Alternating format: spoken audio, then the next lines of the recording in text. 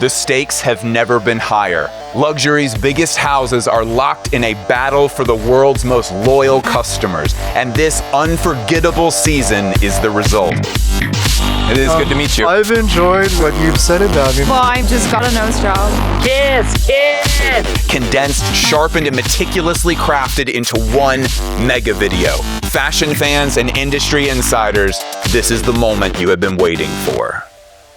Since we started working in fashion, the Demna discourse rage has developed into something of like a tradition for the industry. And at a certain point, one must ask if all this anger is in fact about the clothes, or if it's just a group of people celebrating the semi-annual tradition of just getting real mad. There's no way this could get any worse! This debut was the push that Daniella and I needed to start including Milan Fashion Week in our coverage. So you are now going to see Milan Fashion Week and Paris Fashion Week folded up into one mega video. And where else do you get that? Literally nowhere. They ain't a soul that does it like us. Danny is on camera, folks. Nice to meet you. First time we have her fully on camera. I'm so proud of my girl. She has such great thoughts. Demna is always a hot button issue, and no matter who you are, if you're a fashion person, you probably already have a very hard-lined opinion about this show. We walked into the runway space and found a luxurious museum setting, shockingly grand, full of travertine lined with ancient statues. This felt palatial. For context, runway sets usually feel temporary. Like even the most expensive runway sets in the world usually have this kind of like rickety feeling to them. This set felt grounded and stable. Well, it turns out that the statues lining the room were actually reproductions of statues that you could find at the Uffizi Museum. Fake statues, very Demna. And then you might notice that the travertine that you thought was travertine is not just travertine, it's a literal veneer. Demna loves artifice. The Georgian designer understands how deeply effective it can be. This inaugural collection is called Primavera, sharing a name with Botticelli's High Renaissance painting. It's a little bit funny because the season that we're all in, the Fashion Week season, is fall 2026, but Primavera means spring, and this does happen to be a see now, buy now collection. And it makes sense that Renaissance art is a big part of this show. Fashion loves rebirth. We are an industry of reinvention. And I think it's this way because we just so often have new designers at new tenures and new aesthetics. For this show specifically, though, the Renaissance gives us a way to talk about idealization. Like as an art movement, it was very concerned with creating the illusion of three-dimensionality and creating perfect human forms. And that does in fact sound a lot like the industry that I work in. What's interesting is that Primavera represents a shift in art history. It was one of the first pieces to be made just for pleasure. For centuries, art was only commissioned to glorify God or to show illiterate folks in the population how to draw closer to him. Primavera was created with no such agenda. It was literally just supposed to be fun. Shifting gears, artifice is fashion's most honest product, and human beings love artifice. We love coatings, finishes, polish, anything that can enhance our appearance. And that same logic extends to clothes. Some of them look dry, crinkled, glossy, treated, corrected on the surface. These jeans in particular were really interesting to me. They have this patent finish on them. And you can see they've been object treated, meaning that the garment was fully constructed before it received the coating. You can tell that because of the pockets. It's like an 18-year-old reinventing themselves for the first week of college. The jeans have already been made. We just got to add this glossy new exterior to jazz it up. And honestly, why can't that be wholesome? What is so wrong about focusing on the surface when you know that the surface is how the world is going to judge you anyway? And maybe at one point in time, we all genuinely believed that the inside was the most important part about us, that that's all we would need to focus on. I don't know if I believe that. Do you? It is certainly hard for me to believe, considering everything around us. Mass media and consumerism are hoping that we want to find freedom in self-expression, and that maybe if we just fix this last thing, we can become our true selves. Like, I can hear it inside of my head saying, Bliss, do you really want to die before you become the person you want other people to think you are? If that's what you want, Your inner life matters so much less than your ability to performatively exist in public. Like, to give you a very concrete example, there's this story about 20 influencers who all caught a serious foot fungus after they each put in $30 to buy a designer pair of tights that they shared between them. They had a shared Google Doc to specify who owns the tights on which day. Custody battle for the tights.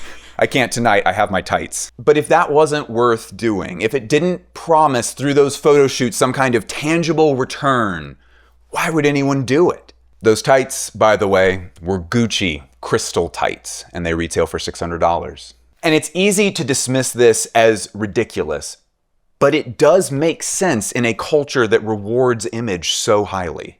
The plastic-coated clothing, the marble veneer, fashion enables narcissism. That's it. That's the bar. And it is very bold of Demna to speak to this. Fashion does not want people talking about this. They certainly don't want the designers talking about this, but that is why Demna is the best. This is the second luxury house to not only validate, but encourage this biting cultural commentary. Ozempic. Within the same decade, we introduced the first actual miracle weight loss drug and popularized the body positivity movement. With or without this Gucci show, we are having a very big cultural conversation right now about our own bodies and the bodies of other people. This show was criticized for the use of thin models, but I think it's because everyone quietly realized that something was being said about thinness. And of course, that's always a very contentious issue to discuss in fashion. Absolutely. It just is true that fashion has created the body standard that many young women and young men have looked up to for years to absolutely tragic effect. Yeah, sometimes it gets really bad, obviously. That's totally not lost on us.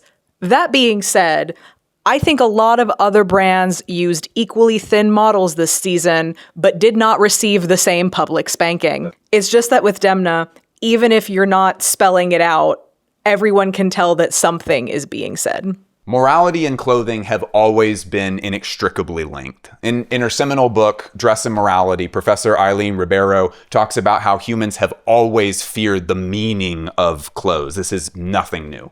You can go back as far as you want in human history and you will find condemnation for being too artificial. Like, the biggest issue back in the 8th or 9th century was using other people's hair to do makeshift extensions for your own hair. They also had huge beef with what we would now call foundation makeup. Basically, all throughout human history, the number one criticized thing is any form of makeup because that is the easiest way to kind of jazz up your appearance. Take her swimming on the first date, but it's just always been a thing. Then, as society developed, clothes started communicating about status and maybe some social mobility, and people of the 14th century did not like that. They needed to have very strict laws about who gets to look rich, who is allowed to be erotic, who's allowed to look powerful. There shouldn't be very many people allowed to dress this way. For the first time in history, you could no longer reliably tell from clothes alone what class someone belonged to. According to Professor Ribeiro, this is when the modern notion of fashion begins. And isn't it so interesting that fashion starts when it began creating an illusion? People can easily manufacture a version of themselves for others to take in. And people have always hated that, especially when women do it, especially when class is involved, and especially if they feel like you're doing too much somehow. I draw the line at keratin treatments. I draw the line at Botox. I draw the line at filler. I draw the line with augmented surgery. Do you draw a line at mewing? Despite their best efforts, moralists have never successfully defeated fashion, and I don't think they ever will. They'll continue to blame fashion as vain and wrong and stupid and shameful, but fashion remains one of the primary ways that people just have fun. And no one here is confused about how this is taken too far sometimes in public. It is possible to fake it till you make it in some very destructive and undignified ways. But there really shouldn't be anything wrong with showing everybody the hundreds of hours that you've put in at the gym. And if you tried to moralize everything about this show, if you're one of the folks participating in the semi-annual holiday of getting mad at Demna, you would have to talk about how ostentatious the crocodile skin garments are. That is unnecessarily luxurious. And we're sagging our pants again? I can see his ass. I can see it. It's right there. And also, I have noticed that some of those luxury symbols are awfully prominent near the crotch area. Like, thanks, Principal Tight Ass. People have been making these exact arguments for all of human history. And now we can add manufactured thinness to that list. Because frankly, y'all, if GLP-1s had been widely available 10 years ago or 30 years ago, they would have gotten moralized in the exact same way. It's just another way to critique people's choices. Demna is speaking to the fear that authority figures have had for as long as fashion has existed, that someone's appearance, the surface appearance of someone, can very literally trick you. I am very thrilled to say that this is our first time covering Gucci, a brand that serves as many folks' first ever designer purchase. And somehow, over many years of moment after moment that might otherwise curb public interest away from Gucci, they remain the house that most people will engage with. Other than quality and design, I think that's why Gucci has so much adoration from its devotees. Like, you always remember your first. While all other luxury brands cater to the aspirational customer, Gucci has long felt like the house that embraces them the most. There's this story that you may have heard about Louis Vuitton being so afraid that Snooki from Jersey Shore was going to be seen carrying their bags that they sneakily bought Gucci bags and sent them to her as if it was Gucci, the company, sending it to her. Like being like, we love the show, we love you so much, we hope you like the bag, we'll send you more later. Did you know that story is completely untrue?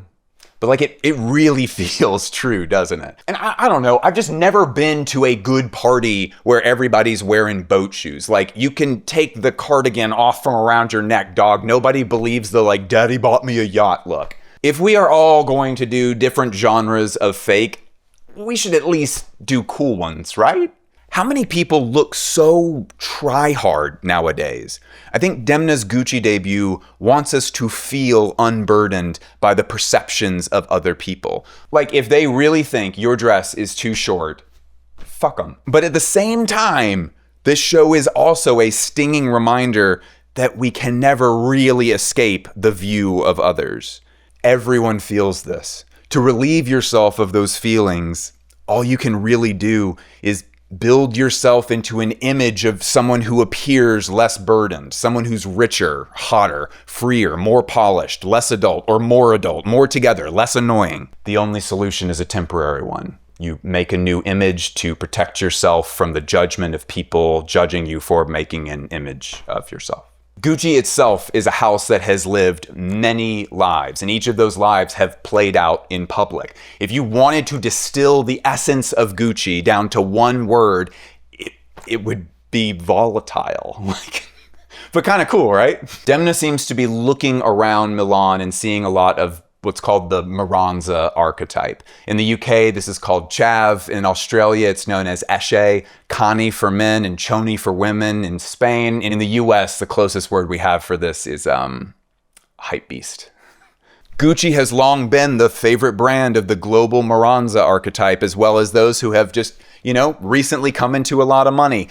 Recently can be as recent as the Coke sale that you made last night, and a lot of money can be as much as $300 that was your cut. Aspirational characters who want something nice to be exuberant and obvious. Their clothes twinkling like the interior of a Rolls Royce, kind of literally here.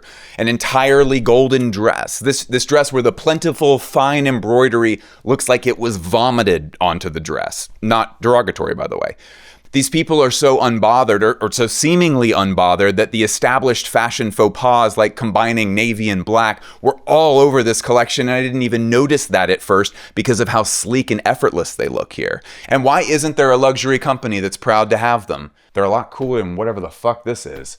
Tom Ford's Gucci was unrestrained, but nowadays, by comparison, the Tom Ford clothes are really subtle.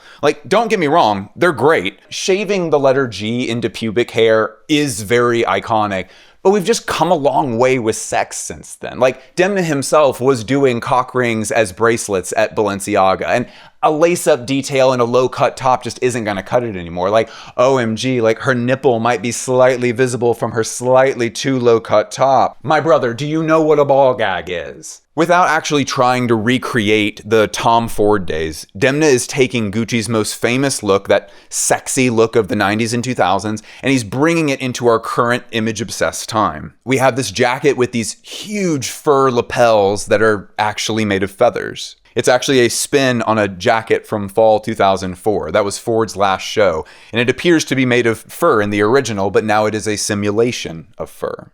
Folks, the Gucci thong presented in spring 1997, adapted now in this sparkly body-hugging dress worn on Kate Moss, herself a featured model during Tom Ford's Gucci era. Like, come on, don't you kind of miss this? Demna seems to be inspired by Tom Ford's silk gazar suits from several seasons, most notably fall 2000, which has now been simplified a little bit. Silk gazar, by the way, is such a cool fabric. It has really specific properties. It's dry and crinkly both from a distance and up close. That fabric was originally developed for one Mr. Cristobal Balenciaga.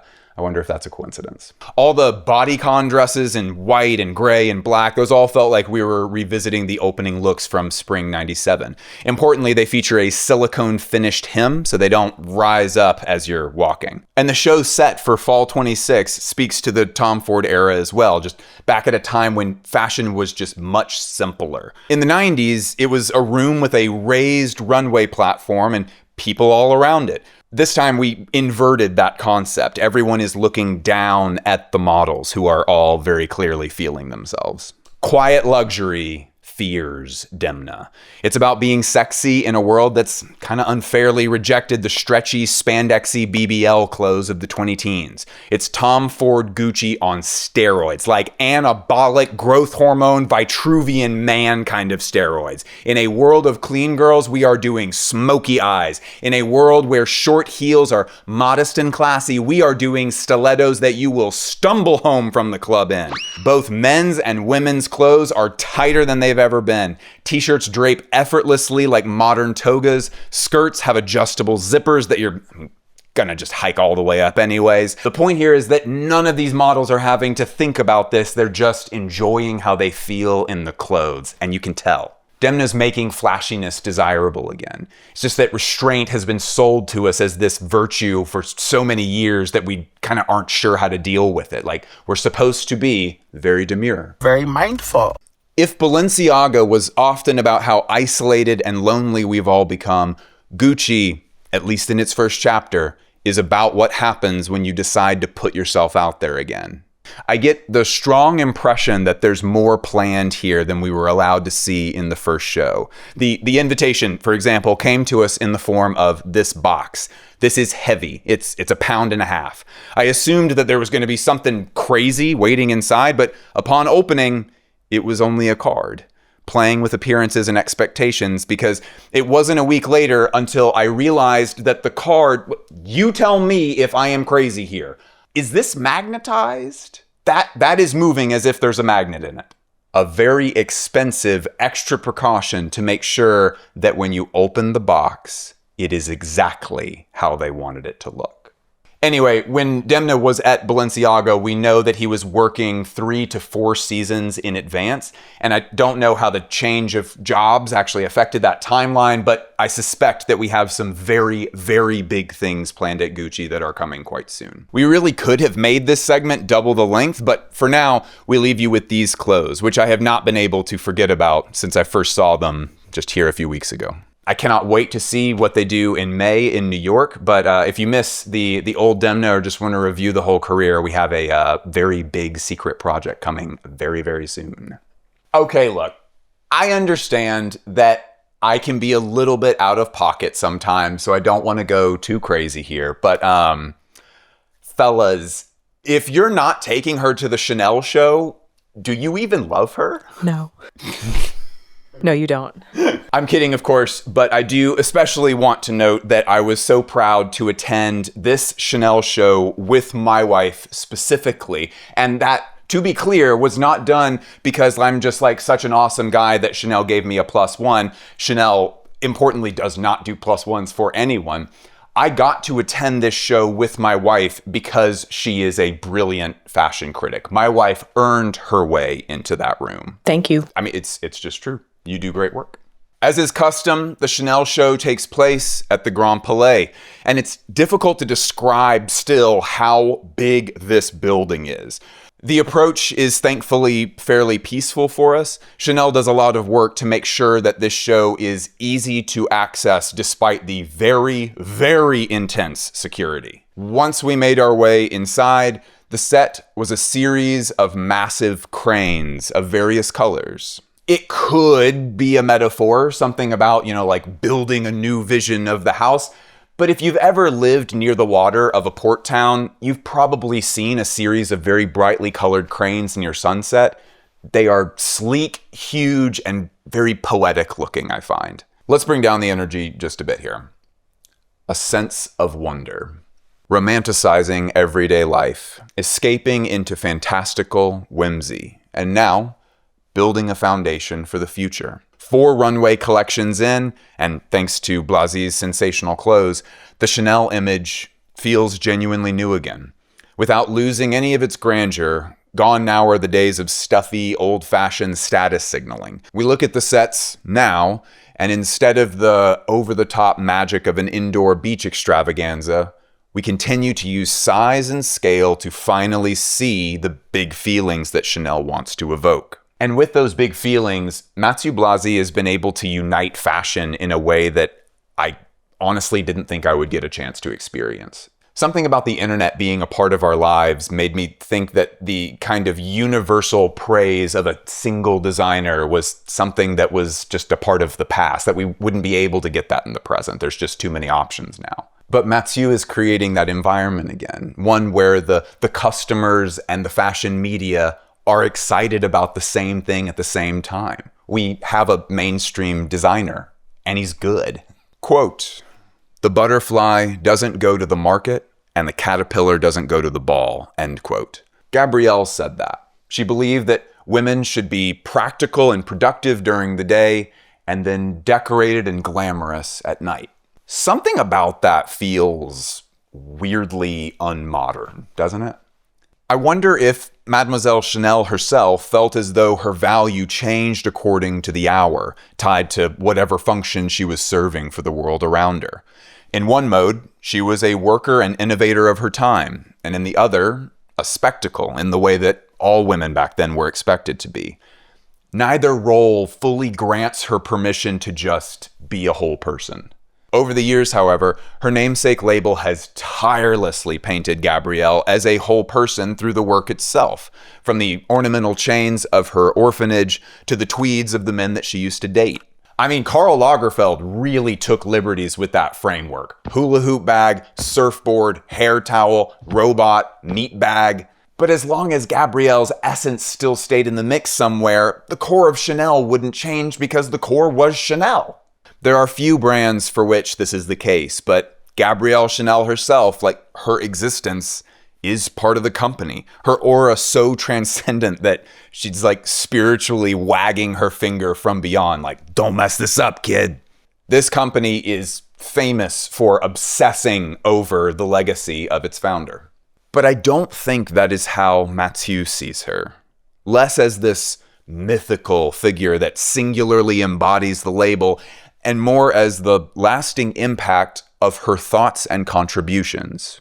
20s silhouettes, a newly conceived little black dress, this kind of thing. Like, for example, when women stopped wearing corsets, Gabrielle Chanel decided that women should be able to look great while also being comfortable. They should be as comfortable as her male friends did when they wore their Harris tweeds out in the country. And maybe to you, that's just like so unimportant. Like, yes, fashion history, women used to wear different things. Women wore corsets for 400 fucking years until the 1920s. Let me give you an example here. This is like if a great-grandmother, a great-grandmother, a grandmother, a mother, and a cute little baby girl did that 4 times. All 16 generations of these women wore corsets every fucking day until the 1920s when women said, My body is fine. I will wear the dress. I'm good, actually. Thank you. We in 2026 cannot even conceive of how big of a paradigm shift this was in clothing because we likely will not experience an equivocal paradigm shift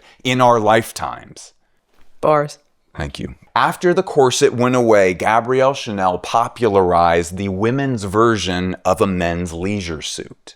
And that suit went from being seen as tomboyish and kind of subversive and edgy to being the height of feminine beauty over the next century. And to millions of women today, all around the world, the Chanel tweed suit is the height of feminine beauty. So when you feel how empowering all that is, it feels weird to hear her split up femininity in this way, where like, oh, the butterfly does not go to the market and the caterpillar doesn't go to the ball. Through this collection, Matthieu is pointing out that Gabrielle Chanel couldn't have even conceived of a time where women would be so successful that we could complicate the idea of womanhood itself rather than just simplifying women down to the bare essentials of day wear and evening wear. If you look at those numbers, women are kicking ass right now. They're dominating in education and professional life. They're breaking into male-dominated fields. They're planning families on their own terms. This is a huge cultural change. There's still a lot of work to do, but compared to Gabrielle Chanel's time, women are in a great spot right now. Period. Shout out my wife, who's more educated than I am. The nuances of what life is really like for women has changed so much over the course of the last 100 years. It will likely change a great deal again over the course of the next century. So I don't think it's an understatement to say that Matthieu Blazy was hired to move women into that next century through Chanel. And Matthieu can't do that by simply referencing some niche part of Gabrielle's life. He has to follow in the attitude of Miss Chanel. And in this collection, perhaps that attitude is questioning this dichotomy of day, night. Maybe we need separate things for these different occasions. Let's shift gears here a little bit. You know the phrase, before you leave the house, look in the mirror and take one thing off? Okay, so Gabrielle Chanel didn't actually say that. Despite wanting to complicate the modern woman, that same call for simplicity will always ring true. I think on some level, Matthieu would be unsatisfied if his collections could only be worn on ultra special occasions. It's much easier, in my opinion, to design a one-time use gown, much harder to provide your customer with everyday value. Here is Matthieu humbly recommending a wardrobe for everyday life, imagining that the Chanel woman might be wholly themselves all the time. We begin with looks 1 and 2. They're essentially the same outfit, though we have 2 different lengths of sweater, 2 different colors, and the little pumps with the dollop of whipped cream in the front. I personally prefer Bavita's look as it features the drop waist that defines this entire show. Of course, the silhouette with the drop waist is part of the 20s silhouette that Gabrielle Chanel was actively helping to define. A lot of these looks focus on movement elegantly below the hips. That's difficult to make flattering universally, but nailed so well here and with enough variety that it could suit anybody. And when designers look to the past, there's often a sense of nostalgia and kind of trying too hard to return there. Even when this show does silhouettes from the 20s or 30s or even the 50s and 60s, nothing here really feels nostalgic. There's a clear forward momentum to this collection that looks at clothing as if to say, hey, if it's not broke, don't fix it. And that should be the ultimate business that Chanel occupies itself with. Meeting the needs of women by establishing and reworking a canon of classic garments that are meant to outlast any collection in particular. Tinkering with shirts and skirts and jackets and coats until the results change how women will continue to wear shirts and skirts and jackets and coats. So Matthieu does that best with how he approaches proportion. That's been consistent across all 4 collections he's been responsible for. Because you could ask, how low is a drop waist supposed to be? And that kind of depends on what woman we're speaking about. Shirt length and embellishments sort of create the illusion of a drop waist just visually because of the length of shirt. So you have options. Men already have a classic wardrobe. It's shirts and waistcoats and jackets that are supposed to be worn in a specific way to be considered correct. And then menswear brands that are trying to change that sort of swim around in those waters until they can find different expressions of the same rubric that feel good. Why doesn't women's wear have that same rigor? Well, through Chanel, it does now, and it's up to Matthieu to ask the rigorous questions and ponder his orb and find out if women should always have their shirts tucked in or if there's a good look for untucking them. Are dresses appropriate at the office still? Matthieu is responsible for this balancing act. In the current climate of the industry, if you want to know if a company is taking its customers seriously or not, just get close-ups, close-up video, close-up photos. Be honest with yourself and trust what you see. Do the close-ups of those pictures look like something that is worth a luxury price tag? The company will either be really pissed at me for bringing that up, or they will be so glad that you asked. Daniella and I are both really into examining clothes very closely. We can often be seen at showrooms conferring with the fabric close to our faces and speed whispering to each other. People think that we're like mad at each other or something, and we're like, no, just like look at it. It's so shiny. Like, facts, this is so good. This is so good. As for the actual cloth, materials, the textiles of this show, they were dense with technique. There were many techniques performed on these garments that are just too expensive and too logistically difficult for nearly any other brand in the world to offer as well. The weighted chains actually are the easiest example for us to see this difference, but we're going to need to look very closely. If you're doing something else, come in with me for a moment. Do you see how the little bit of movement at the bottom hem of her shirt, of her jacket, and of her skirt creates a different kind of movement than what you see every day? We can see it here as well. Do you see how that skirt moves like nothing you've ever seen before? Sometimes the chains are part of the visual design where they're given a contrast color, and others are dangling around all over the place.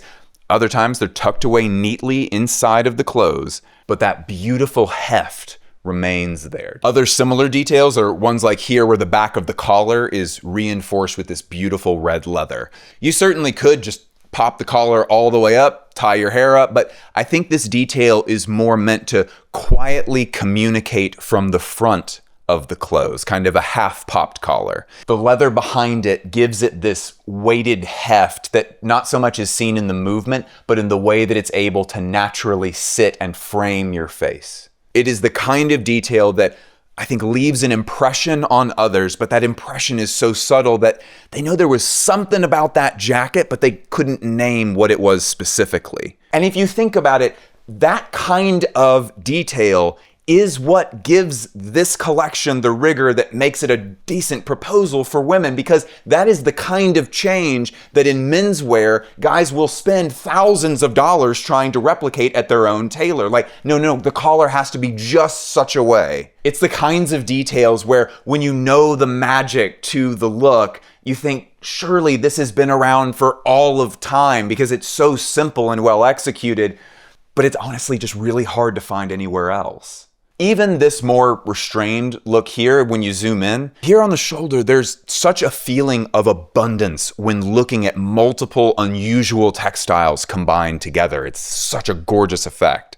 And I especially love that we did not stay trapped within the realm of quiet luxury. There were some phenomenal risks taken in the final section of the collection through color and detail. The risk of 3D fabric flowers repeated throughout the whole damn look here, and in here, it's done so much that the statement necklace just feels like a tasteful little touch. Like any other outfit in the world, that necklace would be screaming. But if you've got this on, it's just like a tasteful little touch at the end. Multiple looks where the tinsel in the model's hair feels strangely normal. These looks all feature a great deal of technique, but I mostly just want us to notice the balance here. This is the highest risk, highest reward collection of looks, there's about 6 of them, that I have seen in a long time. Extraordinarily beautiful. And you know what? Women are sold so much crap. Like, how many things in the market right now will women buy and then it's just like, oh, this doesn't do what it says even a little bit. I might as well have nothing than this. You have makeup that just doesn't do what it says at all. You have exercise equipment that promises impossible results and all of the awful clothes. I personally know a good number of women who have resorted to only buying men's clothes at this point because women's offerings are just so bad in general. Do you remember what you said to me as we were leaving the Chanel showroom? Yes, I do. What did you say? I said that these are the clothes that women deserve. I agree with that. Because we do. Yep. The rest of this beautiful collection of clothes is defined by so many details. Some of them are loud, some of them are quite soft. We could simply disregard the clothes themselves and just dwell on the sheer variety of texture. But we'll shift over to the shoes. Oh, the shoes. My favorite thing about these shoes is that they're a little bit villainous. Like, not actually, but they do seem to exude this benign wickedness about them, don't they? My other favorite way that this wickedness is expressed in this collection is through these incredible sunglasses, which are just so perfect for being suspicious in. I have no clue what you mean, officer. And for all of the, seriousness of these clothes, there's also cute little details like a handheld pomegranate, charming and kind of furry bags, relics of a construction site. Chanel is, of course, under construction, and I think we'll slowly see this vision take hold in more areas of the house. But for those who are buying into it now, and it does seem like there's a lot of fashion media people buying into it now, you get to forever have this marker that you were there at the very beginning of it. And some of the most technically impressive garments in the whole collection have this Chanel edginess to them. And I say it that way specifically because Chanel has this kind of adorable self-made definition of what is like edgy and punk. It's honestly very endearing. It's sort of like if your grandma is like kind of trying to talk about like metal music with you in like her little way where it's like, yes, Grammy, that is true about Gorgoroth. Good job. Linings at Chanel are, of course, top tier in the world. And in these looks, they want to kind of make their presence known. They want a little bit of limelight. Very Belgian of you, Matthieu, to show the process of the garment's creation in its final form. Almost like you worked somewhere. Almost like. I do love the final form of it, though, where it looks like they just kind of like ripped the tweed off of it. Lastly, we have to do a button montage. Yes, the most beautiful and delicious buttons I've ever seen in my life. Like, yeah, that is a coffee bean. That is a blackberry. These buttons are nothing short of psychedelic, beautiful in texture and color and luster and shape, and unlike anything I have ever seen in my life, truly otherworldly. If you go and get coffee at a kind of special place most mornings, and that is a little like daily luxury in your life, a button very much so can be the same kind of thing. I know there are definitely buttons in my own wardrobe that are like that. These are the hallmarks of the Matthieu Blazy tenure so far. He has such big goals that almost seem impossible to achieve. So alongside the thousands of people at Chanel who also believe in that mission, Matthieu will start from the bottom and retool the maison. He's going to need some heavy machinery for that. Matthieu has the honor of studying the women of the present and serving them through his contributions, through a vision that will carry into the next century of women. We have a rare one today. We're going up to Rick Owens. This is an indoor Rick Owens show, very rare. They're always at the Palais de Tokyo. This one is inside at the Palais de Tokyo. The styling and the product themselves have been very consistently chaotic, a lot of unpredictability. This show is called Tower. I am extremely excited. To start the show, we have some plain dresses, deceptively simple. This first group comes in 3 materials: wool, leather, and a synthetic. Big deal. I'm sure they'll sell super well. But let's go closer. What kind of dresses are these?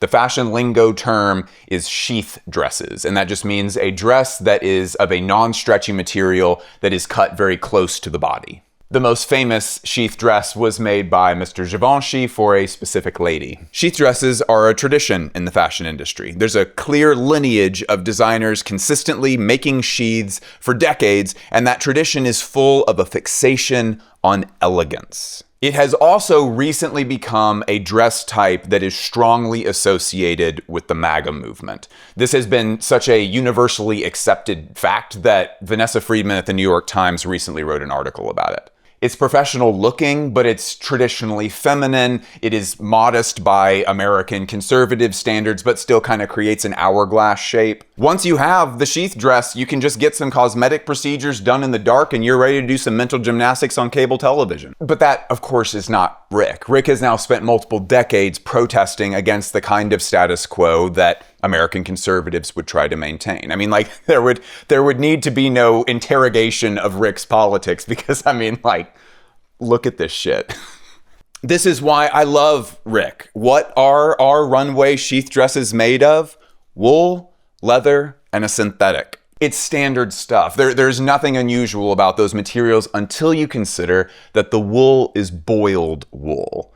I wish we could get a little bit closer up on these runway images so you could see what their boiled wool looks like, but in general, boiled wool looks like this. The leather is bull leather. Bull leather is not for the faint of heart. Unlike calf skin, which is very delicate and a lot more pliable, bull leather is for getting shit done. And the synthetic material is Kevlar, the stuff that bulletproof vests are made out of. Finally, we'll stop talking about sheath dresses here in a moment, I promise. Rick gives them pockets, and he positions those pockets and makes them of such a size that you want to walk with your hands in those pockets. It really gives the models a sense that they're at ease. Folks, here we literally have a garment that is subverting the cultural place of that garment through cut and material alone. This should be the case study for fashion storytelling. This is brilliant. Shifting gears on the same show here, I have to say that I'm a little bit pleased. I have been sitting here in this chair yapping for 2 years at this point about the Rick autobiographical shows. You remember what these are. We had Porterville Men's and then Porterville Women's. We had Hollywood Men's, Hollywood Women's. We had the Concordians shows, and finally the Temple shows that culminated in Rick's retrospective at the Palais Galliera Museum. I was wondering the entire time that this is tracing Rick's life. Is this leading up to retirement? Are we going to get some kind of Andy Kaufman-esque disappearing act? I am proud to say that we went directly to the mothership to get the answer. I feel like there was also, we've kind of broken off from the autobiographical shows that you were doing for a while. Oh, they're all autobiographical, and this one is extremely autobiographical because those coats are kind of me after all of these years doing my interpretation of Marlene Dietrich's white swan's down coat. Do you know the coat that I'm talking about? I do, yeah. Marlene Dietrich has been a recurring inspiration for me just because I love her movies. I love the persona, but I love the sequence of her life. I love how the beginning was she was a non-conforming sexual provocateur. Sexual ambiguity was what kind of made her. And then during wartime, she pivoted and devoted herself to moral service, committed herself completely to that, and she went to the front lines to perform. And that is stepping up. And that's kind of what brought her to mind this season. I was thinking of behavior during wartime. How threat and how people respond to it is what defines their character. After the war, she reduced everything that she'd ever been or done into a cabaret act that she went on the road with. And it was so reduced. It was her, a couple of sheer dresses, and a white swan's down coat, which is very compactable because it's like a duvet coat, but it's actually skin. It gives it that extra little bite of ickiness. So she travels around in that, accompanied by Burt Bacharach. No way. He is her piano player, and he orchestrates it. He does the orchestration, and I think he kind of created her in a way like Jean-Paul Goude did with Grace Jones. I think this was a version of that. And she took a very limited voice, some would say, not a good voice, but through sheer willpower, intonation, inflection, timing, she turned that into a very convincing gesture. Like just a couple of elements, and then she retreated. that, to me, is such a great way of a dignified end. Do you feel the need to study the life arc of these people that you do I do. naturally look up to because you I feel do. that other people are mythologizing you? No, I don't think of it like that. I think of it more like, how do other people do it? How do the best people do it? How do the best people negotiate getting through life? So to me, it sounds like Rick sees himself at the end of an era of his career, but not the end of his career itself. Thank fuck. So it looks like we'll be looking to Rick for some kind of shift into a late career reinvention. A cabaret era that somehow will be even more cabaret than the foot-focused OnlyFans. I don't want to pretend that I know what that shift is going to be, but I have a guess as to where we might go here. There's been a great deal of mentorship with Owens Corp lately. Almost every show for at least the autobiographical era, there's been a collaborator who is fairly small and got to make something that contributes in a large way to the runway collection. This season was the highest rate of collaborations I've ever seen in an Owens Corp show, with looks from Paris-based textile artist Julie Trofimova, hand-tied macrame tower gowns, these specific looks. Those were a collaboration with the London-based designer Lucas Moretti, and the hand-crocheted knitwear is a collaboration with Sarotanya. Whether this represents the new direction or there's something else entirely coming, I'm really excited to watch this develop over the next few years. We want to be sure to get it right every time. This is the third season for Sarah Burton at Givenchy. While it certainly comes from the same brain, we're already noticing some themes and motifs that allow Sarah Burton's Givenchy work to be separate entirely from her work at Alexander McQueen, which is great because at McQueen, of course, Sarah Burton being McQueen's assistant, former assistant, she was always being talked about under the shadow of her late boss. Here at Givenchy, we have a very skilled woman who has worked in design for decades, developing a voice that is entirely her own.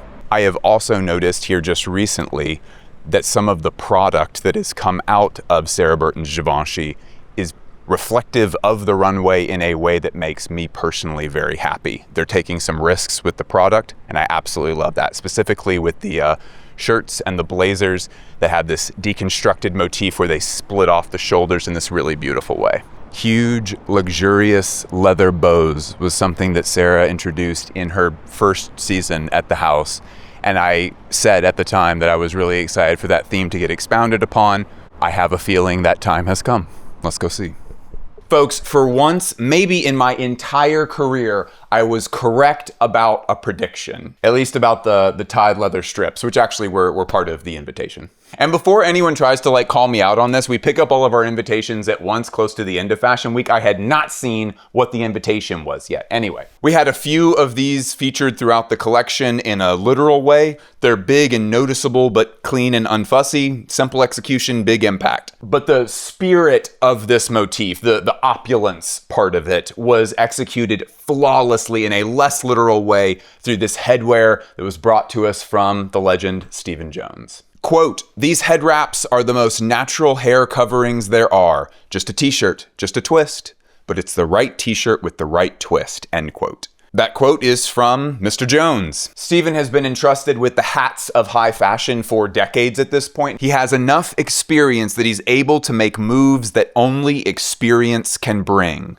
The simple, perfect solution. There's an adorable video of Loic Prigent getting his own headwear piece made from his sweatshirt by Stephen just live in front of everybody. Back to the runway though, instead of standard cotton jersey, of course, Stephen wanted Duchesse satin. Which, let's not forget that Duchesse satin, which is nicknamed Double Dutch, or its full scientific name, double-faced silk satin Duchesse, is the textile that is most associated with haute couture. Givenchy, as a house, often likes to play with couture-level offerings. Never shouting about it, they let the pieces speak for themselves, and in this case, those pieces speak beautifully. I promise this whole review isn't just about Steven, but Steven is one of the most legendary hat makers of all time. But he's not a regular collaborator at Givenchy specifically. In fact, he hasn't worked with them in 30 years. The last time he was at Givenchy was for one of the few collections that John Galliano made for Givenchy, specifically their fall 1996 couture collection. This particular hat was paired with look 19 of that show. It's bias cut, just like almost everything that John Galliano makes,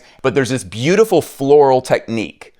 Do you happen to recognize what that technique is? You get huge fashion points if you do. So this in particular, this old show, decades old show, this is called tapestry stitch embroidery. Going back even further into the past with the fall 1952 collection, which was the second ever collection by Hubert de Givenchy at his home house, he paid tribute to the tapestry artisans of his hometown where he grew up by working in this beautiful tapestry stitch rose onto a skirt suit. Artisanal tapestry work in Beauvais began in the 1660s. Then in 1952, Mr. Givenchy paid tribute to what they started in the 1660s with his collection. Decades later, John Galliano paid tribute to Mr. Givenchy. And now, here in this season, Sarah Burton carries this tradition into the present with the best dress of the show. It is a stunning number that, like the best art, needs no context to be aesthetically appreciated, but it rewards a closer look for those who are patient and willing to take the time. Show me another fashion publication that found that. Literally, send it to me. I want to see one other major fashion publication that showed you that.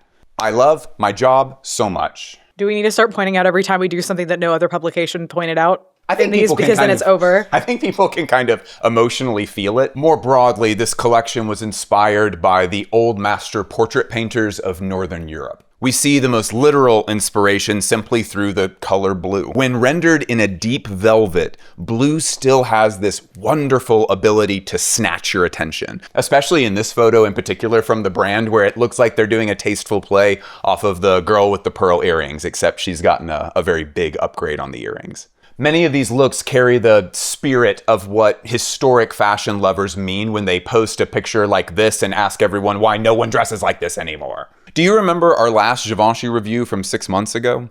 I quoted Suzy Minkes, the fashion critic, one that I greatly look up to. Her and Kathy Horan, they're the goats. Facts.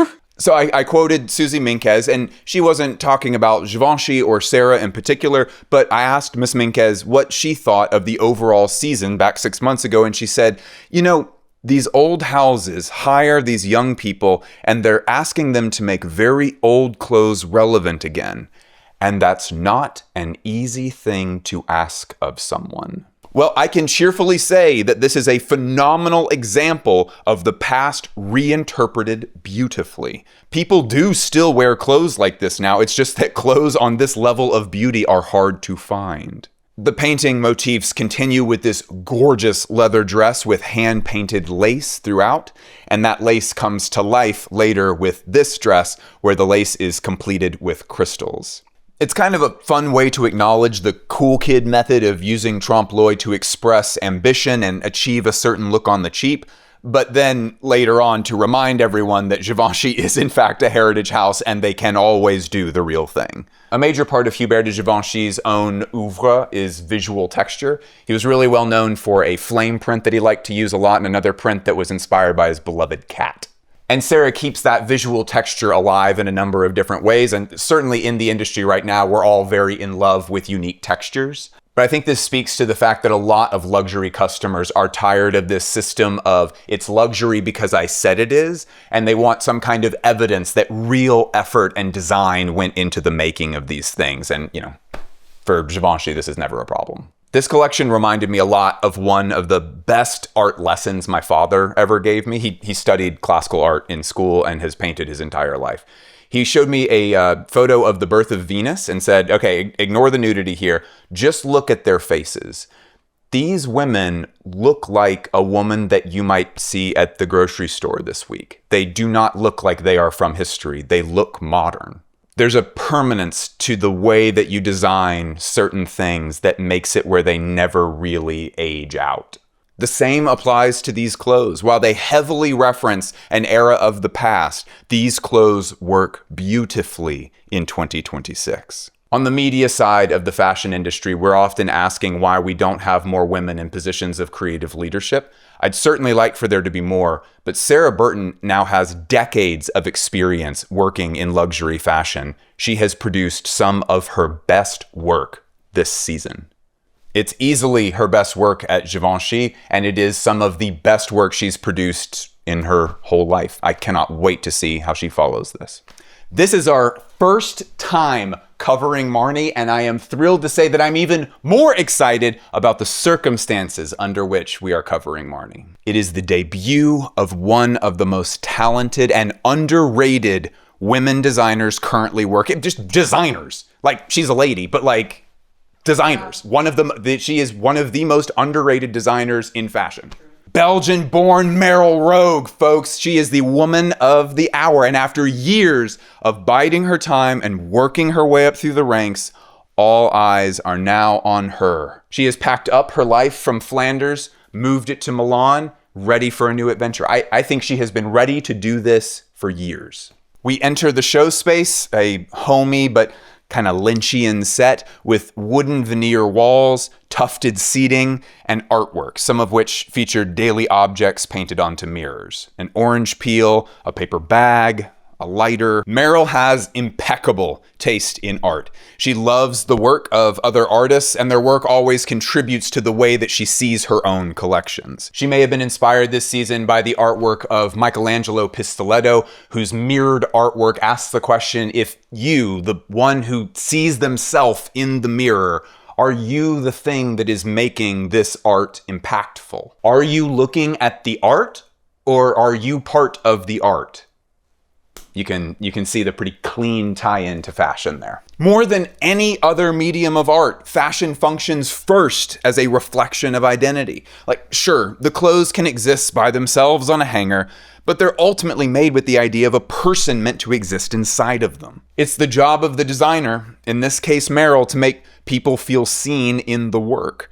Rogge is now discovering how to connect with the Marni audience. If set is anything to go by, she wants them to feel at home and at ease, but always with a touch of Belgian surrealism to keep things interesting. It can be pretty difficult to find much information about the founding of Marni by the eccentric Consuelo Castiglione. While working at her husband's fur company, she felt that she could speak more directly to their customers. Because fur coats, despite being so expensive and very noticeable, they can be pretty ordinary. Most of them look the same. They're meant to just be appealing to a wide range of women who just want to be luxuriously warm. So maybe just out of boredom, Castiglione started taking fur scraps and combining them into clothing that had a little bit more of a voice to it. And that voice seemed to successfully speak to the intelligent, offbeat Milanese women who did want to be seen as more interesting and modern rather than just, pretty. This collection is full of Consuelo Castiglione's curiosity.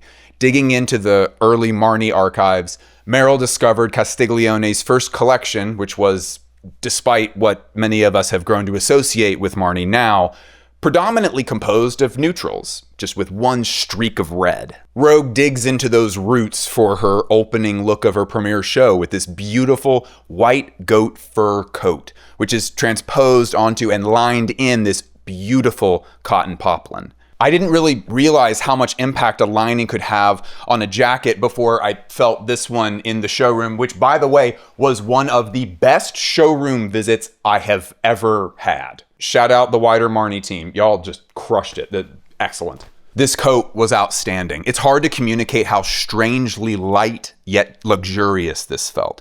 The garment, like a lot of other garments in this collection, just felt like it'll turn into your favorite garment that you own. Truly one of a kind. Meryll has come a long way. She worked for years at Marc Jacobs and Dries van Noten before launching her own eponymous label that captured the hearts and minds of, a few seasons ago we said, the weird girl who owns too many rats in high school. And I have such a deep affection for this look in women's wear. If I'm being totally honest, Bliss Foster, the person with opinions and feelings and stuff, this is the look in women that I personally, like as a straight guy, am the most attracted to.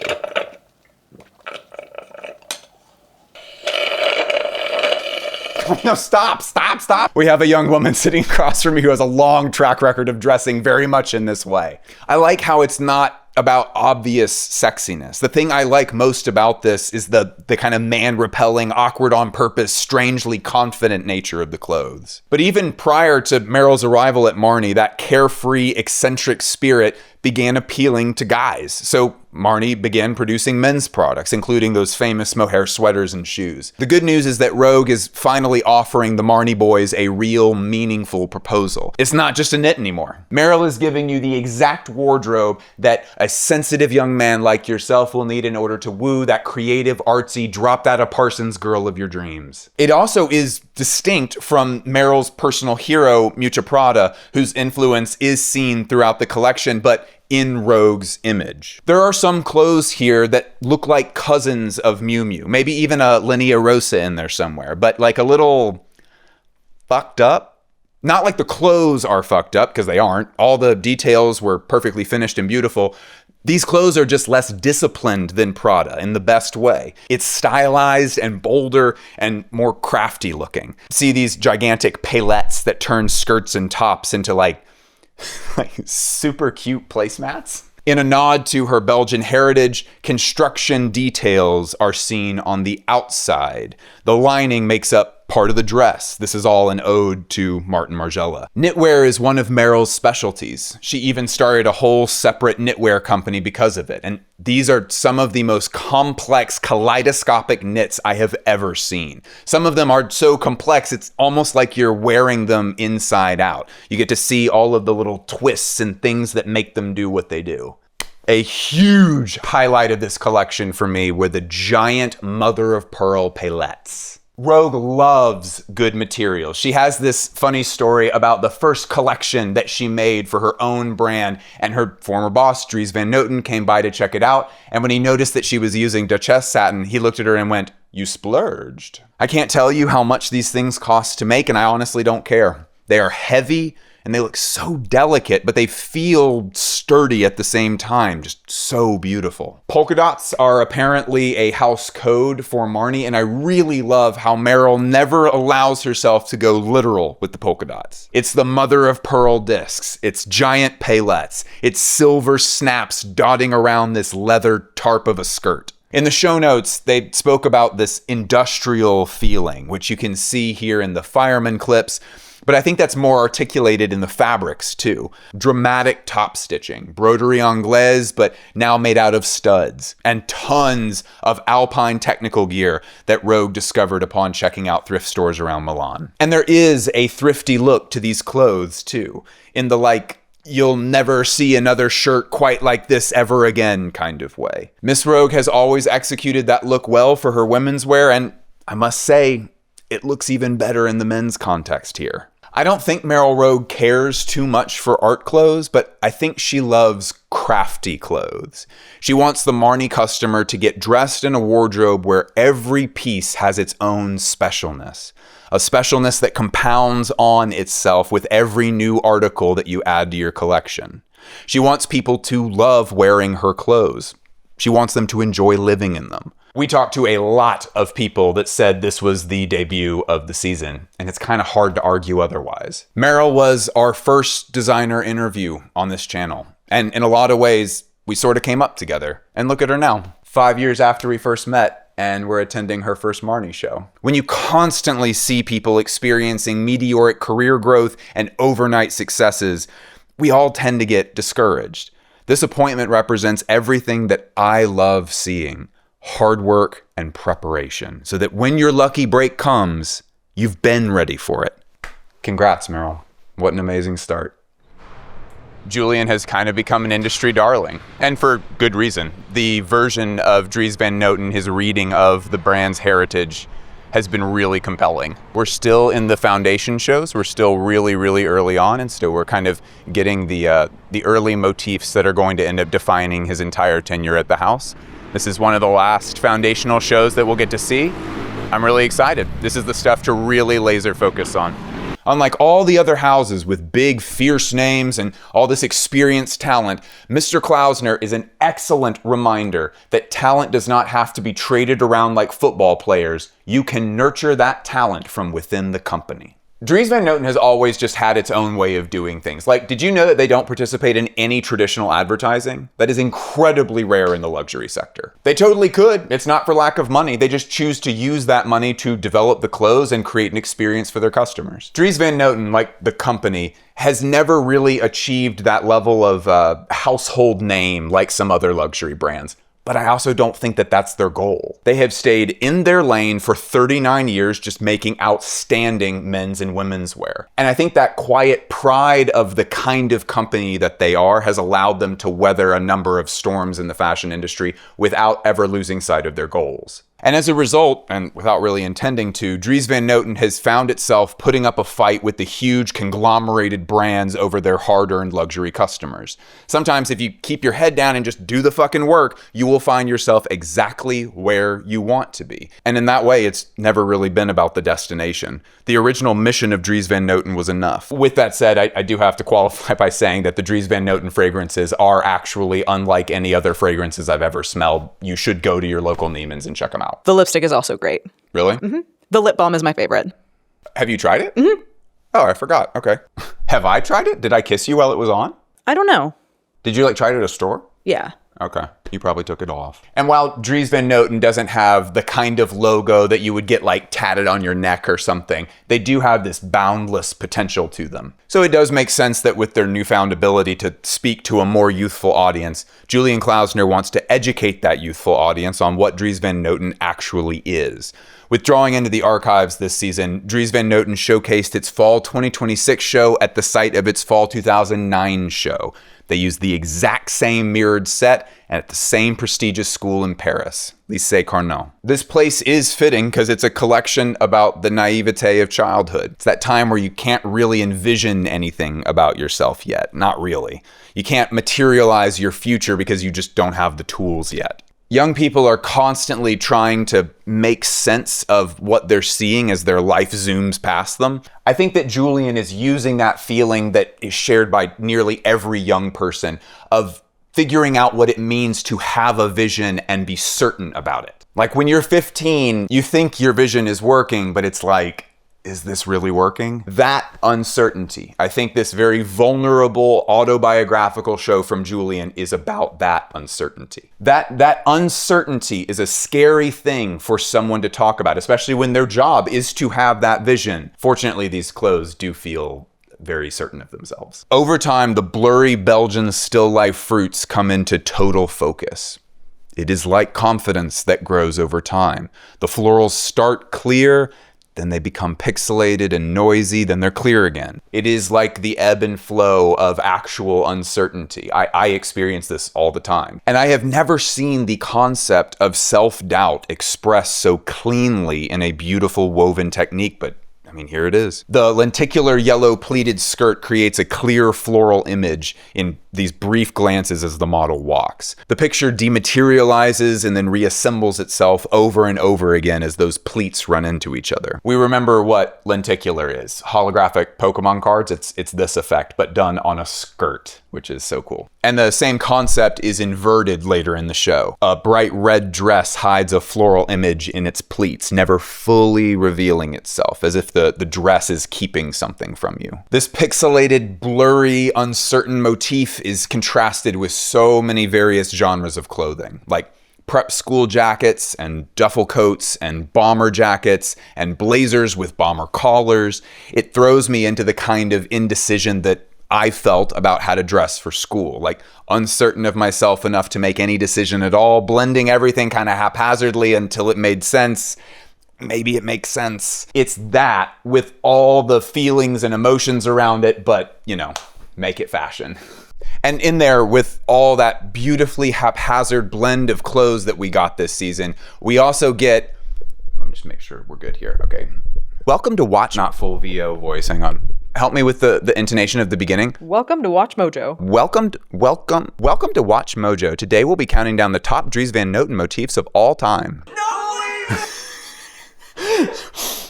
Mr. Van Noten's standout moments do come at times that, as Tim Blanks put it, are muted but extravagant, the kind of balancing act that he can practically manage in his sleep at this point. And Klausner is integrating some of those moments here, hoping perhaps to gain some insight from the eyes of his mentor. Dries has long had an affection and admiration for the embellishments and the techniques developed in the Far East. He's always been very specific about what inspires him. Klausner seems to be pulling from the Dries Fall 2015 show, where Mr. Van Noten saw himself embellishing coats in silvery Chinese meow embroidery. I looked it up. It is pronounced meow. Dries repurposed that masculine motif for more extravagant men's clothes for every day. So it's reflective, but now in a more exuberant manner. So Julian takes that idea and brings it over to the girls, alongside dozens of other artisanal embroidery techniques that have made Dries's clothes so eclectic. Just mixing and matching those brocades and damasks and embellishments, all of which are vaguely reminiscent of decorated military jackets. So in gaining confidence, Klausner abstracts the Dries Van Noten archive into new kickflips and new combinations, creating these new strategies for solving the Rubik's Cube. What will we do this season? It's things that feel like they've been here the whole time, but when you look, you can't find a literal one-to-one. Julian is trying to find his vision of what Dries is. But now we got to contend with the Belgian Magritte surrealism of it all. Like, one day as a young person, you wake up and when you look in the mirror, you realize that you're not the only one perceiving you. As you move through your life, everyone else is going to perceive like this. But I think we've all had this, right? Like the holy fuck, I exist to other people, this is so terrifying feeling. So we go into the Dries Van Noten archive and we pull out a gigantic mirror that allows the audience to see the back of the clothes. Thank you, Julian. Also echoing René Magritte's painting, Not to be Reproduced, which is such a fun title. Well, no, I just think it's applicable to the concept and topic of the show, which is that you can't just repeat Dries. You can't recreate it. You have to make your own version of things. That is so true. The mirror on the runway does not show Dries Van Noten. It shows a reflection of Dries Van Noten. This isn't a pipe. It's a picture of a pipe. But if it's a picture of a pipe, then how the fuck am I supposed to create a real pipe out of this? How the fuck does anybody create Dries Van Noten out of the reflection of Dries Van Noten? It is very clear that the alive and well real person of Dries Van Noten is still around. He's not dead. I mean, Mr. Dior cannot pick up the phone and yell at Jonathan Anderson, but Dries Van Noten does own an iPhone and he knows how to use it. How many fashion designers have actually felt that pressure? Maybe 30 total in fashion history? The good news is that Julian is handling this pressure sensationally, and Dries Van Noten is making it very clear that he likes where this is going. Just this season, he came over to interrupt the press scrum to be able to say to Julian, like, hey, I'm proud of you, good job. So, in a way, I like to think that that's what maybe come out. Hello. Hey. Thank you. Thank you so much. Thank you. Okay. Wholesome. Very wholesome. Very cute. Yeah. Dries, always feel free to interrupt the press scrum, even at other shows. If you want to interrupt other people's press scrum, I'm happy to have you. In a way, this show felt like it came from a place of such strength through vulnerability. Like, hey, y'all, these are Julian's first handful of shows. This is when a new designer is going to be at their weakest, and I've been happy with all of them so far. My single favorite thing about Julian's tenure at Dries Van Noten is that there's a lot of sincerity here. Not a cringe sincerity, and not sincerity through melodrama. It's the real stuff.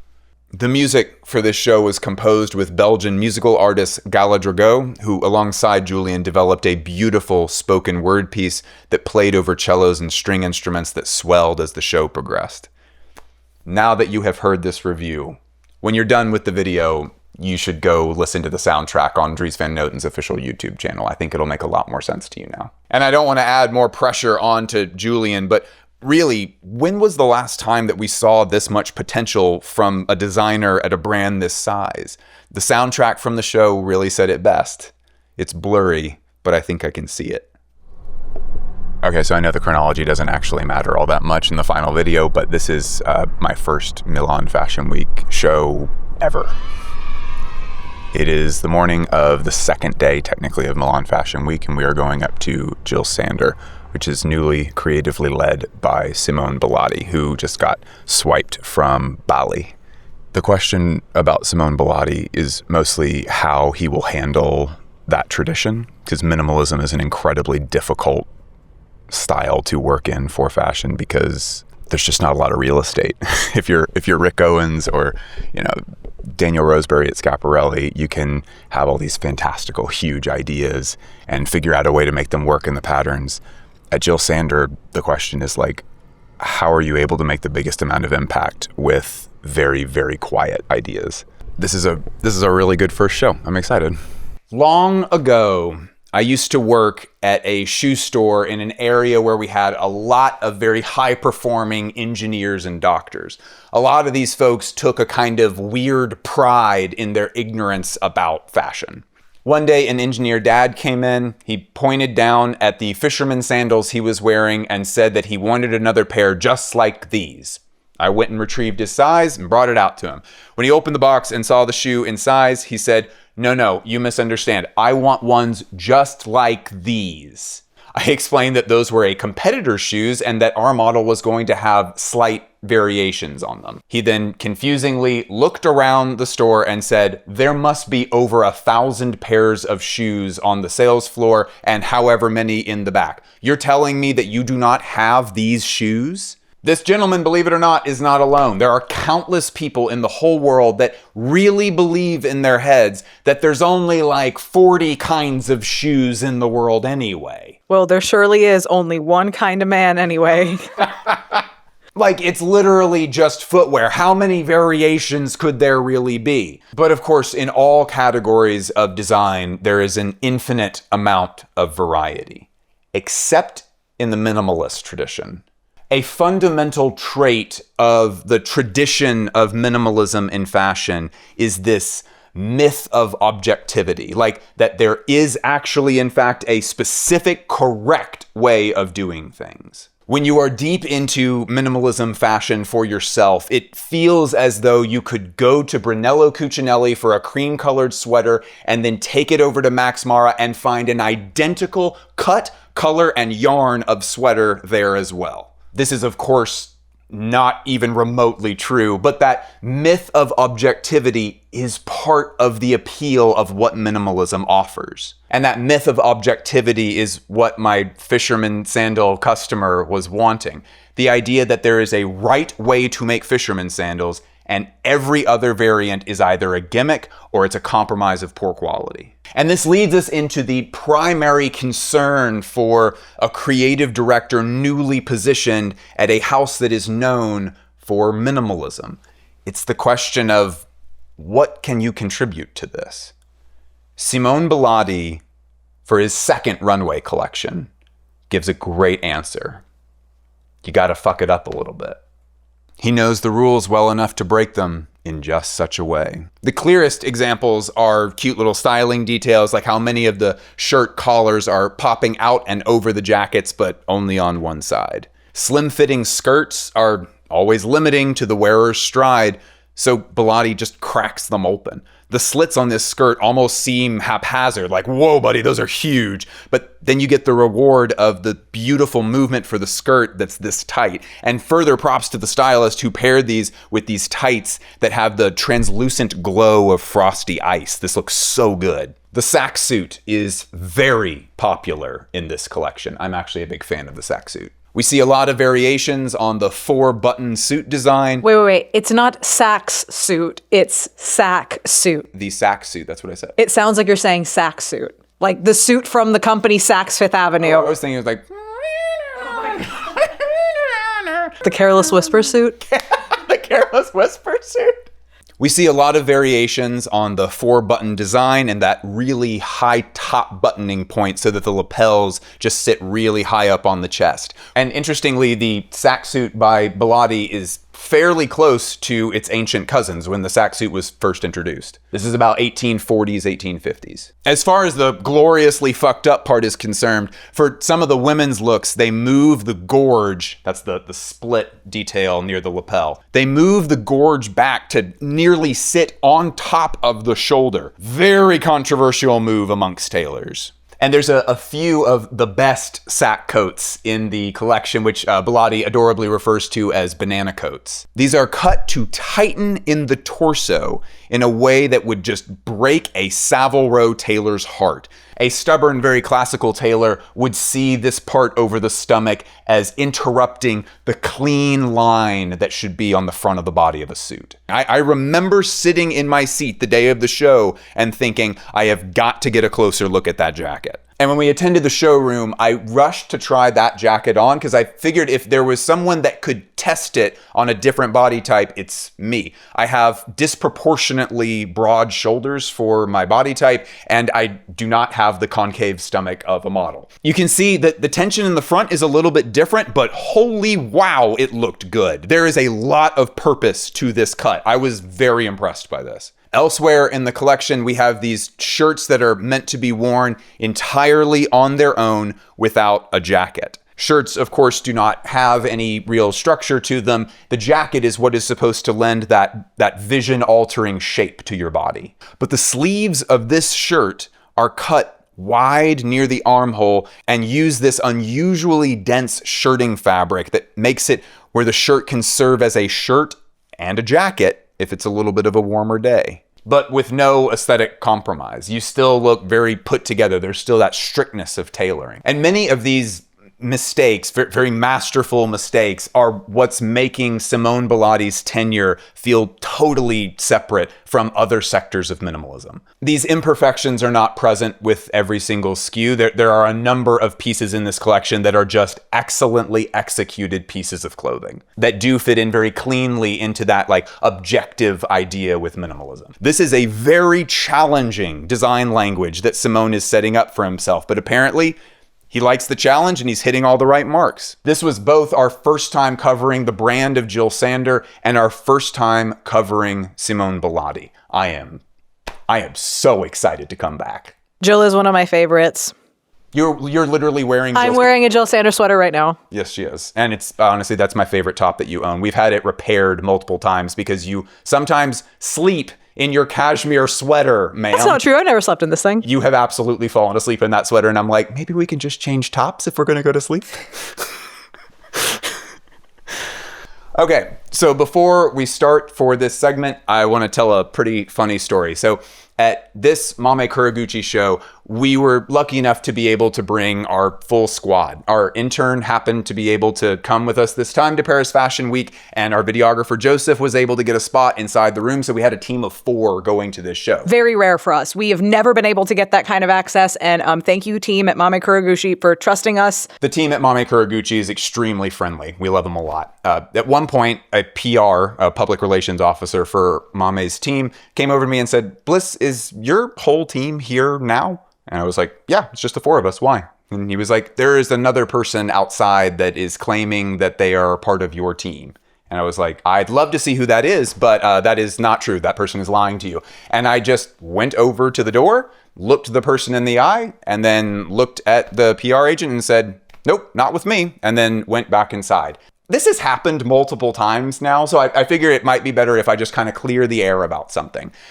When you say, "I'm with this person," no one just says, "Oh, okay," and just lets you in. That would be stupid if they did that. What they do is they go to the person whose name you are using and say, "Is this person with you?" And then you put yourself in a situation where then they have to go, "I don't know this person." And that's stupid. I've had to do this over email one time, and now we've had to do it in person with this one. Someone, while I wasn't even in the nation of France, tried to get an interview with a designer claiming that they were doing it for me. And that was not true. And immediately after they submitted that request, the brand just called me and said like, "Hey, somebody says that they're here doing work for you. We figured you would reach out first." And I said, "That person is not with me. If their name is not coming from my email first, they're not with me." You just like throw on some like dark sunglasses, wear a sparkly top, and it's just like, "Excuse me, I'm with Dua Lipa." All of that said, you're going to love this review. It's real pretty. I have said this before, and I will say it again. If I was shown out of context this runway look and asked, "Does this look like clothing that comes from 50 years in the past or 50 years in the future?" I wouldn't feel confident about my answer. Maiko Kurogouchi's work doesn't feel timeless. It feels like it exists somewhere outside of time. Doily swim caps tied under the jaw, gloves whose color blocking serves some undecipherable function. Maiko's clothes so rarely conform to being easily digestible from a single image. Like, if you are already brain dead on your timeline, just like scrolling through images and reels and stuff, Maiko's work would never be the picture that snaps you awake. But her work always rewards closer examination. From the show notes, Maiko explained that her collection this season was supposed to be like a transparent landscape. And not to be confrontational, but I saw her work this season much more so as weather over a landscape. When I sit in Ogata Paris, the beautiful restaurant that Kurogouchi shows in, I see human bodies as a natural landscape and the clothing as weather, like a rainstorm or a dense fog, or sometimes just a simple clear day. We change clothes according to the whims of the weather, and Maiko introduced technical rain gear this season for the first time while still staying within the bounds of her usual cut and angles. We have footwear that plays with waterproofing details, but are still given dignified treatments so that they're more pleasurable to wear rather than just the aesthetic compromise of rain boots. But let's back up briefly. When you enter into Ogata Paris for a Maiko Kurogouchi show, you're first greeted by the incredibly friendly staff. You are given some tea that was prepared for you. Also, if her show is in the morning time, we don't get these, but at lunchtime they give you these like little rice balls that are really good. And then you have the chance to peruse Miss Kurogouchi's mood board for the season. This often includes traditional Japanese glassware and a few paper projects. Some of these pieces have offered a conceptual influence on the show. There's no literal inclusion of them, but then others offer a literal one-to-one inspiration for the show. We can see here these floral illustrations became a silk scarf. Tradition, craft, landscapes, weather, clothes, and bodies. I'm not sure many other designers could take that route of inspiration, but Maiko wields it really well, especially considering how product-focused she is. Most folks in the West who had heard of Kurogouchi previously know her from a now cult classic line of underwear that she designed for Uniqlo. But this is the first time that Maiko has suggested a theory of clothing. Like, if you are looking at a mountain range out in nature, your looking will be affected by the kind of day that it is. If it's a sunny day, the mountain will look one way, and if it's a heavy fog over the mountains, you'll see it a different way. The mountain itself is never changing. It's just the way that you are seeing it that's changing. If you can forgive an anecdote, I'll tell you a story. My brother and my sister-in-law wanted to get married on the top of a mountain. My sister-in-law is a very romantic person, and so the idea of like a high-pressure wedding situation where there could be rain and there's no backup plan, this appealed very well. So really scarily, there was rain the day of the wedding, and it was raining pretty hard as we were continuing to get the last few things fixed up. But then 30 minutes before the ceremony was supposed to start, the clouds cleared and it stopped raining, though there was still this remaining fog on the backdrop of the mountains. If it hadn't rained just before start time and freaked everyone out, there were, I think, some tears that day, we wouldn't have gotten the most unbelievable wedding photos that you have ever seen. I mean, it looks photoshopped. It is so beautiful. The wedding was always going to be the wedding. They love each other. They want to spend their lives together. Nothing about that could have changed. But there was a different look to the day because there was this heavy fog with sunlight shooting straight through it. In this collection, we see rain-ready boots mixed with lace. Lace also makes its way into the collection through these headwear pieces that seem to be a mixture between a beanie and a swim cap, or a decorative vest over what is otherwise a fully practical techwear outfit. On outfits like here, where the techwear and the lace can't reach a compromise and both are still trying to overtake the whole ensemble. We also see a number of looks wherein the clothing as weather can't quite make up its mind on what kind of day that we're having. It reflects natural weather very well. It's all very complex and on a spectrum. The serenity that you can kind of feel from the footage from these shows is not an act, by the way. Maiko is one of the only designers that I've ever met who is not backstage for her own shows. She does not need to fuss with every model and look before it hits the runway. She's out 30 minutes before the show starts to greet guests and answer questions.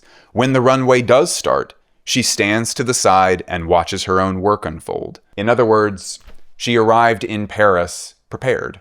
No last-minute improvisations, no quick fixes at the end. She's just ready. And what a special way to live your life as a fashion designer. John Galliano, Alexander McQueen, Giorgio Armani, none of these people ever got to see their own work unfold like the audience got to see it. Kurogouchi-san is always in search of new perspectives. Surely, watching her own work live, that must offer a very strong perspective. It's so weird. Noir Ninomiya is undoubtedly the most weird. It's what your mom would say is the weirdest of all the things that we cover. And yet somehow I feel like we're falling into kind of a pattern with them. This is the perfect season for something unexpected to get added into the mix, because I feel like Kei has been really shoring up the products that the core fan base really, really loves. This season I'm looking for a curveball. This season, during Paris Fashion Week, Kei Ninomiya began to shift his design language, and I cannot believe I am saying that. Kei is part of the wider universe of Comme des Garçons, and between CDG and their department store Dover Street Market, there's so many diffusion lines, offshoots, and special project that it can be a little bit difficult to keep track, so let me briefly lay this out. So Kei Ninomiya used to be a pattern cutter for Grandma Rei Kawakubo, the founder and supreme leader of Comme des Garçons. Years into that position, Grandma Rei gave her blessing to Kei to start his own line. That was a huge honor. She did the same thing for Junya Watanabe at one point. So to set himself apart, Kei developed a creative limitation: no sewing. They were trying to create radically new clothes without sewing machines. They would do elaborate chainmail, they would melt or fuse the seams together, they would use snaps, anything but sewing. And that creative limitation helped Kei find his voice. And as time went on, he settled into an aesthetic. Despite having a design language unlike anyone else in the industry, for the last few seasons, Kei has seemed less interested in big sweeping statements and surprises. And I want to emphasize that this is very common. Many great designers do the exact same thing. You develop your voice, and then eventually you're not doing capital D designing anymore. You're tending the garden that you grew. But this season, we got something new. It's an exciting time. He's expanding his toolbox. I suspect that these pieces will be foundational for a new kind of idea developing from Kei. I cannot believe I'm saying this, but Noir Ninomiya seems to be trying traditional garments. Or at least as traditional as he can muster. We're a long way from a sports coat here. Don't get it twisted. There's still a lot of old-fashioned NKN weirdness. These 3D printed shapes are actually rather sharp. I felt them in the showroom, like you could hurt yourself with them. One of them even seems to kind of be holding the model hostage. The other seems to be saying that the razor-toothed corset can smell human flesh and is now coming for you. And even if this is hilarious and awesome, that's more what we've come to expect from Kei. Likewise, we still have a classic Kei clusterfuck piece. These are as chaotic and discordant as they've ever been. And to re-emphasize, again, as I always feel like I should with Kei, these are products that are for purchase and people buy them. And wear them. And wear them. Yes, they do. Another major point of interest for me is the skull graphic that seems to have been shaved out from these big piles of tulle. Additionally, some of the coolest sneaker collaborations that I've ever seen from Kei Ninomiya. At least the coolest one, if you don't count the last one. Or the one before that. This man makes a mean shoe. I'm interested to see if Kei continues to allow himself to be free in his designs, or if he'll perhaps introduce another creative restraint. Time will tell. See you in October. I don't think that it's a coincidence that the initials are MF. We are walking up to Matières Fécales. Hannah and Steven have already demonstrated a great deal of seriousness, a great deal of technical know-how. On the books, on the Paris Fashion Week calendar books, this is show number 3. For the deep fecal matter heads, this is show number 4. The show is titled The 1%, and we have had multiple people working on this project come up to us this week and tell us absolutely nothing about it other than This is gonna rule. You should be so excited. Surprise, surprise. The show was incredible. We got to go backstage afterwards, but what I was really excited about was that we got to go to Dover Street Market, Paris a few days later and speak with Hannah and Steven extensively about this incredible runway show. They are both still very new to the Paris calendar, and they're still flexing the muscles that they developed from a technical education in fashion. We got insights about their construction magic and some great thoughts about the major themes of their new runway show. If we could just kind of like lay the foundation, what was this show about, just briefly here? So this show was called The 1%, and it was an exploration of power. What does power look like, feel like today, in the past, and in the future? I would love to start with these. Could you tell me a little bit about where these came from?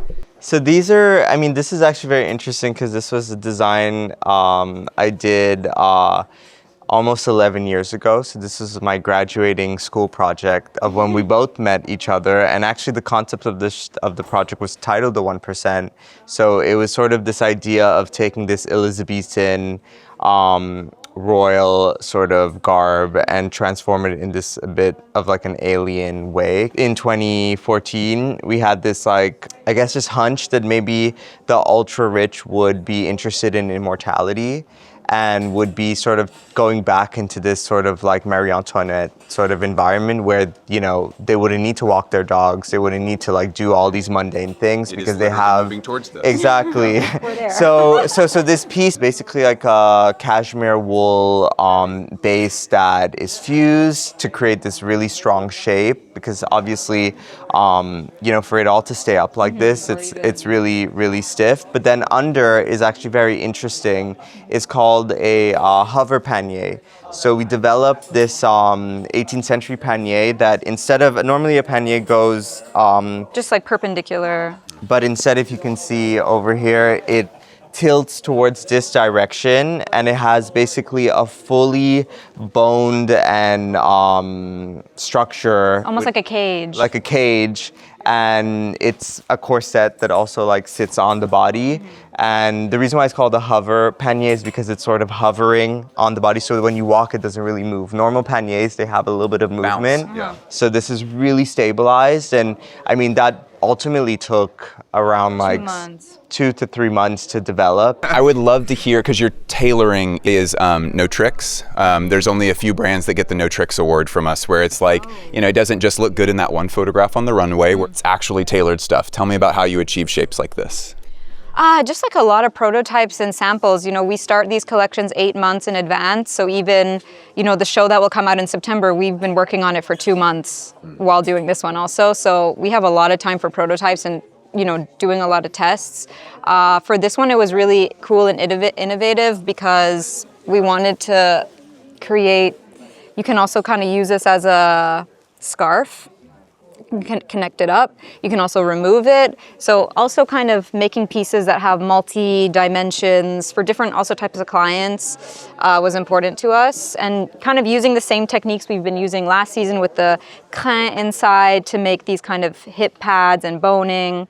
So using the skills we've learned in past seasons and just keep elevating it. So I think it's a balance that we've been able to do. Like really the skin shoes, I mean, we can go look at those. Yeah, but I was about to say. I mean, this is our couture. Yeah. This is our couture. This is how I actually found you both. Oh, yeah? Because there was a Rick show when we first started coming, and the two of you were at the Palais de Tokyo. You were like taking all these pictures of her and stuff. But then when I looked you up later, because people were like, that's like fecal matter. Do you not know who they are? And they showed me, and this was the first thing I saw was when you were photoshopping it. Yeah. Or maybe it wasn't a real object back then, surely. So like the 7 years first ago. ones were Photoshop, and then actually Sarah Sitkin, who makes them, wrote in the comments and said, I can make these a reality. And this was like, I guess, 8 years ago. And then we made the first real skin shoe in 2017. Yeah, because I mean, I think it was, it was pioneering this idea of body modification through fashion. Clients can choose their size. We can make it any skin color, literally, like you just send us photos of your feet. And I know what's really going on here. yeah. What are some other like technique things you guys are really proud of? Maybe a kickflip that's new? I mean, I'm obsessed with these skirts, the millefeuille skirts, mainly because they're so comfortable. So there's 60 meters of tulle in them. And what I think is nice, even though it seems really dramatic, as normal with Matières Fécales, it's really comfortable. Like we've put in elastic band here, and it's just like a easy zip up and down the back. So I think, But it has movement to it. yeah, it's like fun. And I think, we do a lot of these silhouettes in couture, like you've seen, last season or at the end of the room, we have some of those couture looks. But this is factory made. Like this is actually a ready to wear. You can find this in the store and buy it and wear it and have like kind of this couture moment, but in a ready to wear way. I mean, we call it prêt-à-couture. Yeah, prêt-à-couture. Because ultimately it gives this fantasy and sensibility of couture, but in a ready to wear way. You want to talk about the coutures? do it, Yeah, these are so special. So we were kind of taking, last season, remember we had those big pink tulle pieces, and now we're like, okay, let's continue and develop on that, but in a new way. And this was kind of like the debutante girl going to the debutante ball, and she has like super rich parents, and she's just like running out of the atelier with her, couture gown. And Zora, who wore this dress, she had like plastic surgery done on her, which was a really important beauty kind of message we wanted to show about this 1% community.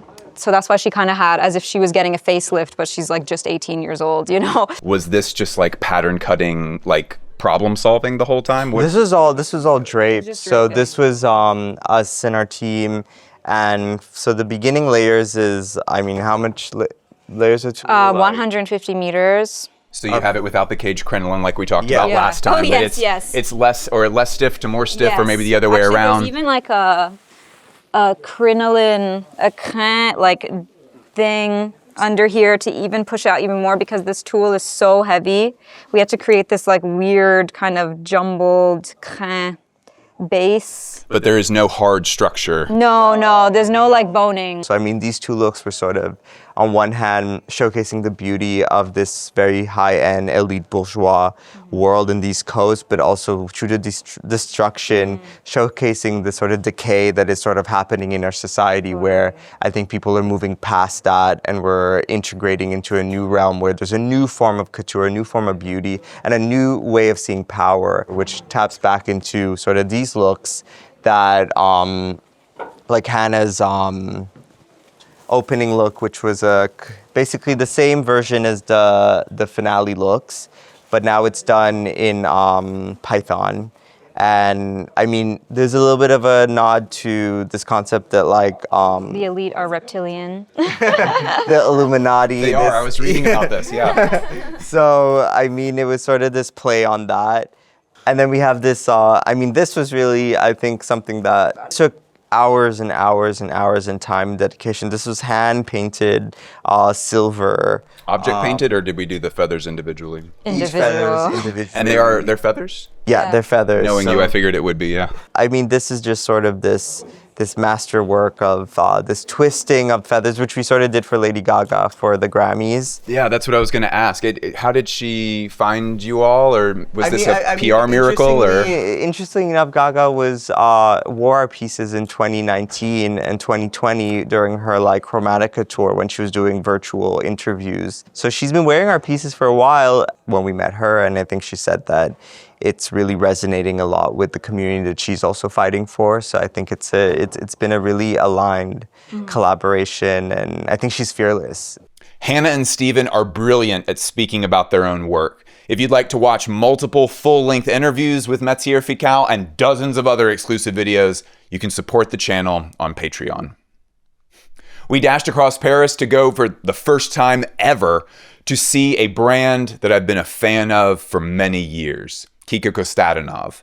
One of our earliest runway analysis videos on the whole channel was on Kiko's menswear, but today we had the pleasure of seeing a Kiko women's wear show, and we were lucky enough to speak to Laura and Deanna Fanning, the designers behind Kiko Women's. I started by asking them about movement in the skirts. For in look. Hi, ladies. Congratulations. So wonderful. The shapes this season are very developed, and I would love to know how we kind of came to these shapes, in particular the skirts. Oh, is it these skirts? Yeah, it just seems like the way that you use the actual layers itself, it's a little bit closer to hair, I feel like, than normal draping for skirts. Oh, it's interesting that you say that, because we were trying to create volume and lightness at the same time, which is a little bit like hair. Everyone wants their hair to feel voluminous, right? But hair's quite light. I mean, I guess we started the collection to give a bit of background, thinking about our morning commute, and we would watch birders on the way to the park. So when we looked at creating these drapes, we wanted to create movement, lightness, and this was kind of to echo our idea of the watched, which would, I guess, is bird related, but we wanted to create it in like a nice kind of light way without being too heavy or obvious. The show notes talked a lot about being perceived, which is, I mean, the classic meme where it's like me when I'm perceived and it's someone like weeping or something. and this, I generally think of Kiko as sort of kind of an introvert's flashy outfit. Sort of is how I've always seen the set. I don't want to put too much on you guys with my little interpretation, but I would love to know why you kind of focused on perception and being perceived now as opposed to, 5 years ago, 2 years ago. And I guess it's something that we always talk about, and I think this is like a very natural thing for people in fashion because you're always watching people. You enjoy watching people, how people are dressed, how they move, when you have spare time and you're walking to the grocery shop, you notice it. It's part of the day-to-day. Thinking about that makes you think about being in the moment. Being in the moment is almost like a way to escape. And to just live your life. I think it's important. Call your mom, cook dinner one time. Like it's yeah, exactly. Yeah. Do it. This is beautiful. Thank you both so much. Thank you so much. Thank you for coming to the show. Absolutely. We were invited again to meet a few of the LVMH prize semifinalists and check out their wares. There's a ton of semifinalists for the LVMH prize every year, and we just didn't have time to speak to everyone, but we got some really solid FaceTime with our big favorites. We first met up with SHINYAKOZUKA, a Tokyo-based designer that I have followed for years and that I personally wear nearly every single day. I have these in navy, so... Shinya doesn't show his face on camera, so we had to shoot from his back the entire time. So I would love to hear about the collection. You have changed so much in the last few years. Mm-hmm. It's much more creative. There's a lot more to things. My design process is to write press release first, and then I make a drawing. I was watching this painting, and then I was thinking what this drawing want to say, and then I translate into the garment. At the beginning, I thought why a single grab is always laying down on the floor. Then I made a story, and I wanted to say, a grab is a literal translation, right? As a machine, as an AI. But I want to say more, I want to make more emotional translation. As a human being. So that's why I put on, a lot of hand techniques. This is hand needle punching. Oh my. Yeah, and hand painting, and put buttons by hand. By place. hand, yeah. The hand needling, it is for mohair. Yeah, it's cashmere. Cashmere, very good. Hand puffed cashmere. And this says, youth is gone, moon is there, winter stands, picturesque scenery. Yeah, picturesque scenery is our core concept. What sceneries are your favorite in the world? I love walking with a beer. I walk every day, at least 1 hour. So do I. Yeah, yes. Really? Yes. Yeah, and when I get drunk, I could get. You said with beer. Yeah, with beer. I don't walk with beer, but yes, I know what you mean. This is good. Okay. Yeah. Yeah, when I get drunk, yeah, I can get inspiration. Okay. So, my braids are it like a white canvas, but when I get drunk, my canvas, I could draw. Yes, anything, yes, and in my brain. Inspiration. Yeah. Very good. That's the motif. Is wasted words. It's hidden in a lot of his clothes, sometimes on zippers, sometimes like inside it's written somewhere, but yeah, wasted words is like the English phrase that he's really latched onto. Next, we walked over to meet up with friend of the channel, Kartik Kumra of the brand Kartik Research from New Delhi, India. The man who went from flipping Supreme to making his own clothes the very hard way. This is the second time that Kartik has been nominated for the LVMH prize. We've spoken a few different times about the clothes that you make. For me, the biggest indicator that these clothes are very set apart from other people is just touching them. What are the textiles that we're starting with this season mostly? Ooh, yeah, so this is actually a combination of like different seasons, just highlights. I think the main focus for this last show that we did a month ago was I would go around to these like our fabric development process is basically me going to the artisans, figuring out what are we doing this season.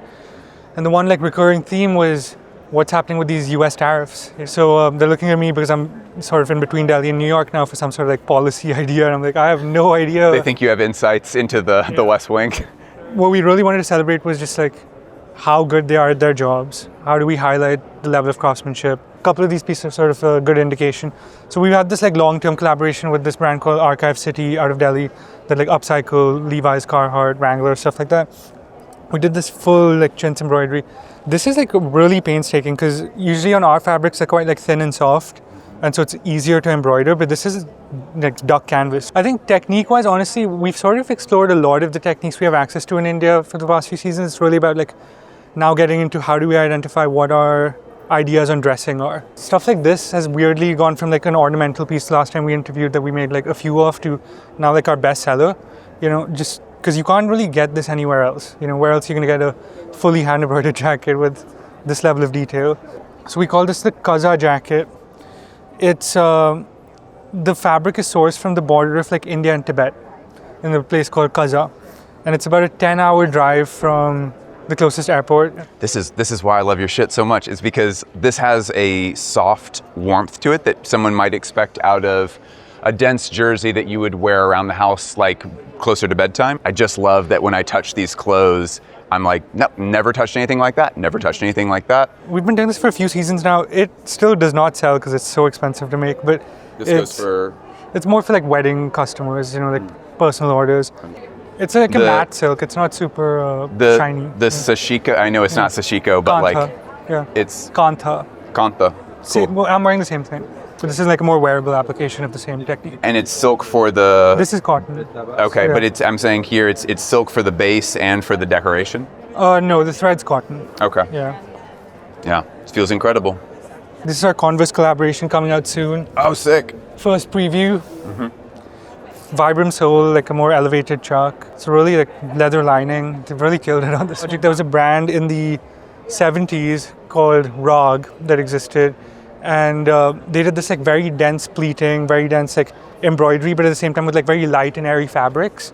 And so I somehow got access to like a few of their archive pieces from years ago and sort of took swatches and images and tried to replicate with like hand-woven silk. So it's a very dense pleated jacket, but at the same time there's a lightness to it and it's like quite bouncy in terms of the fabric.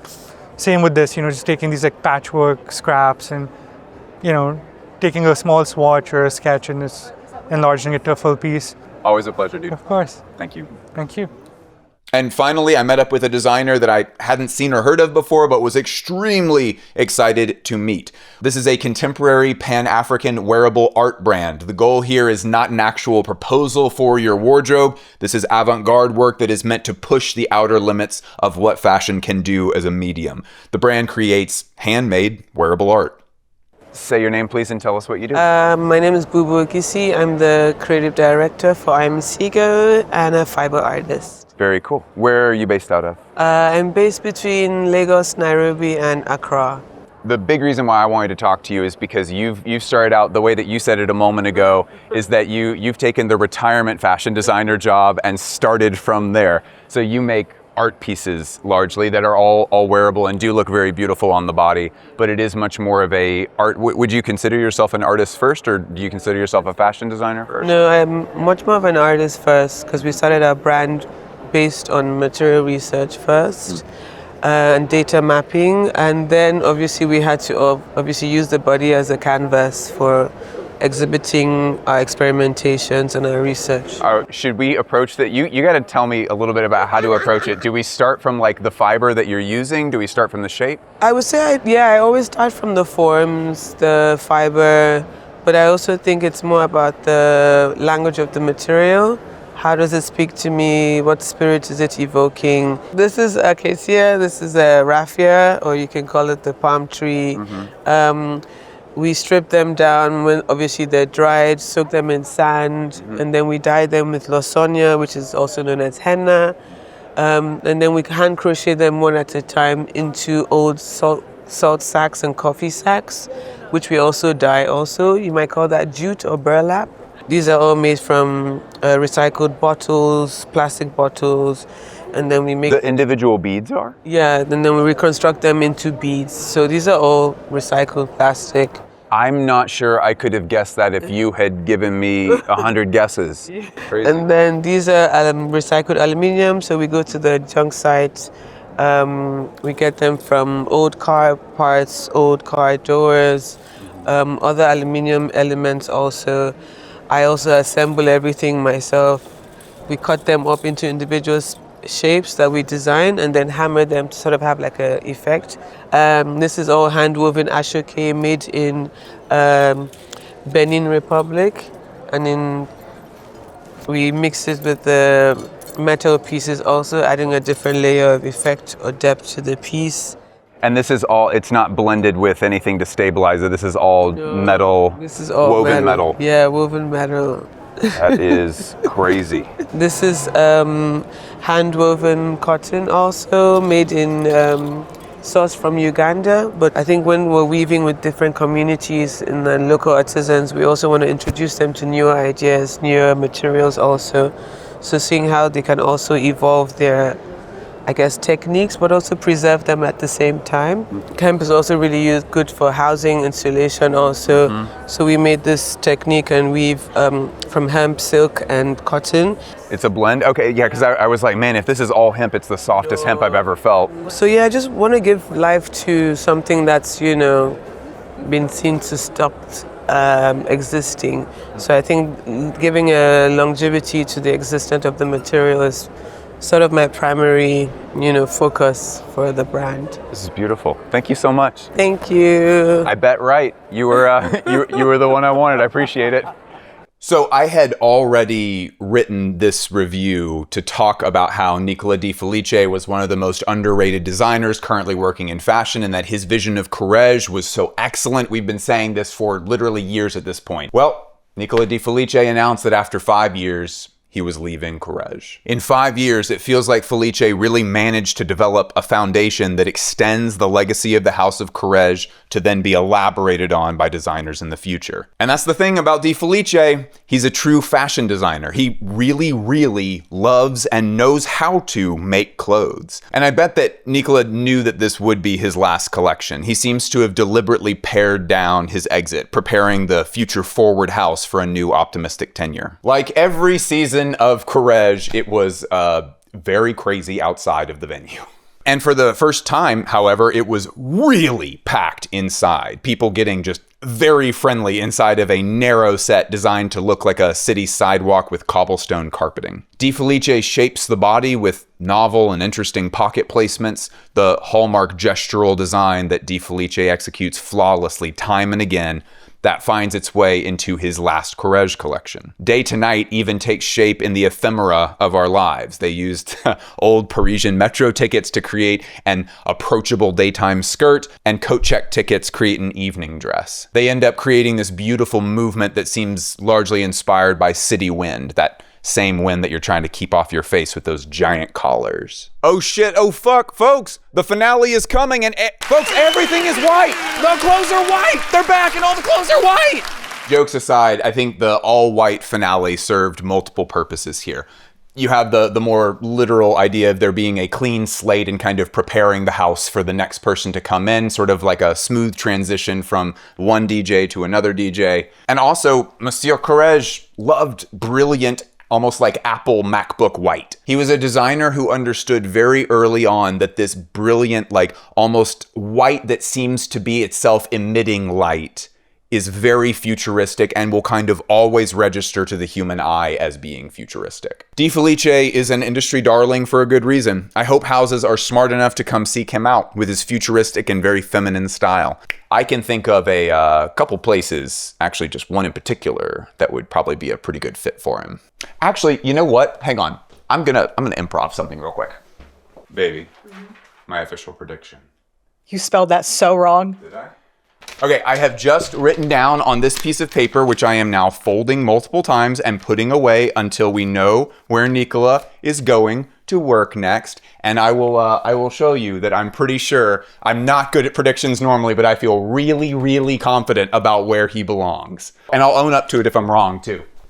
You can say a lot of things about me. I am 100% willing to be like, damn, I was totally wrong about that shit. But not this time, I'm pretty sure I'm right. And I have no insider information too, no insider trading. But until then, we do at least know who's coming into the house of Kurogouchi. It's a newcomer, Drew Henry. The funny thing about that is if Drew heard me say that he's a newcomer, he would be like, I have literally been working in fashion for many years. He has a really impressive resume, but I'm sure we'll get into all of that when we start talking about his clothes. I can't wait. Good luck, Nicola. Shout out Adrian, home at last. I am so excited. We are actually going to go to a Moschino show. When Adrian got put in at Moschino, Daniella and I were really excited about it.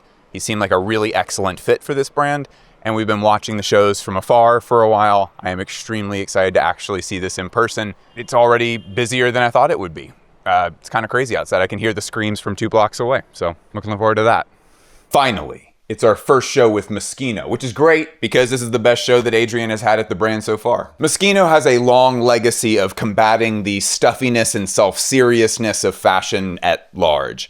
While the idea here is that everything comes with like a wink and a smile, the product output at Moschino is really interesting to us. In our current tense fashion industry landscape, Moschino has rightly focused on product categories that sell well, and they've been excelling at those categories. Outside of the fact that the Tie Me bag, do you know about this bag? It's called the Tie Me bag, like tie me, because it's wrapped up. There's really nobody doing bags like Moschino right now. Spaghetti bag, newspaper bag, cooking pot bag, apple bag, cactus bag, french fry bag, telephone bag, picture frame bag, pigeon clutch who? The bags are so good, they kind of sell themselves. You don't have to send someone a bag that's in the shape of a bottle of bleach. They might just buy it to make content around it. It's gimmicky, but it's not a gimmick, if that makes sense. This is a functional leather bag. Plus being caught between like gimmick and not gimmick, that's like kind of what Moschino is. Ultimately, trompe l'oeil is basically what we're getting here, making bags out of things that do not look like bags. That's a method that Adrian himself is very familiar with because he has a personal,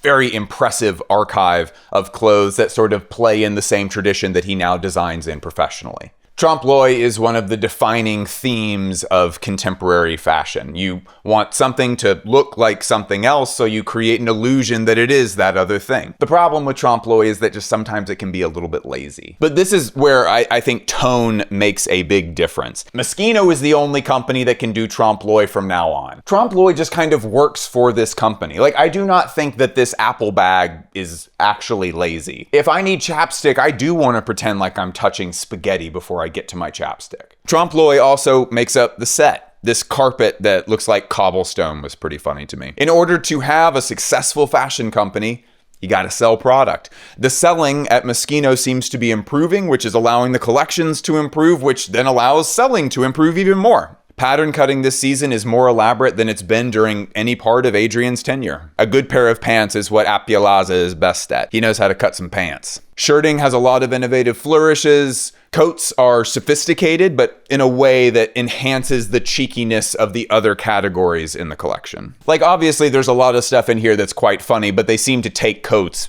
very seriously. And in case it wasn't already obvious enough, the final look features a piggy bank alongside money shirt, money tie, and money shoes. We are the one industry that is very, very honest with the public about our need for a budget.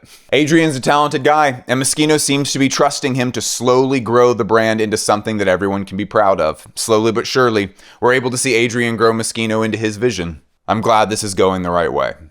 Starting back here in one of the large corridors of the underground section of the Louvre Museum, Walking into the Hodakova show this season, you could immediately feel that it was a liminal space. I think it's intended to feel a bit like a home, but simultaneously feel like home for every single guest at the same time. So there was an impersonal element to it as well. We started filming pretty far back. We just had a good feeling about the inside space of this runway show, and it turns out that we were right. Honestly, not a bad emotional space to be in if you're a growing brand. It does take a village, and the people in that room are, that's the village.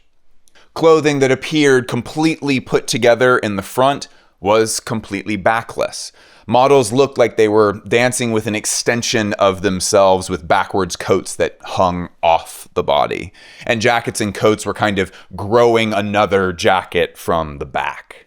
Swedish designer Ellen Hodakova Larsson is great at producing this odd, surreal, offbeat feeling in her work. Outside of her desirable, very wearable product, she's known for these showpieces that transform random, everyday objects into something that you can wear as clothing. In this context, it kind of feels like the visual embodiment of René Magritte if he became a fashion designer. And I really like that specifically for Larsson because her work carries this approachable but really ominous tone. Tea towels with raw hems were made into a skirt set and a dress, while teacups became a bra. Horsehair violin strings were made into tops and also some kind of chair, I think. We've looked. I really cannot tell what's hanging off of this guy's shoulders. The chair kind of becomes you as it, wears your hoodie. And then you become the chair where your body is like creeping out of the upholstery like in a horror movie. We all have like the chair in our bedroom where we just kind of like throw clothes that aren't dirty but also that we don't want to put back. You mean the cuck chair?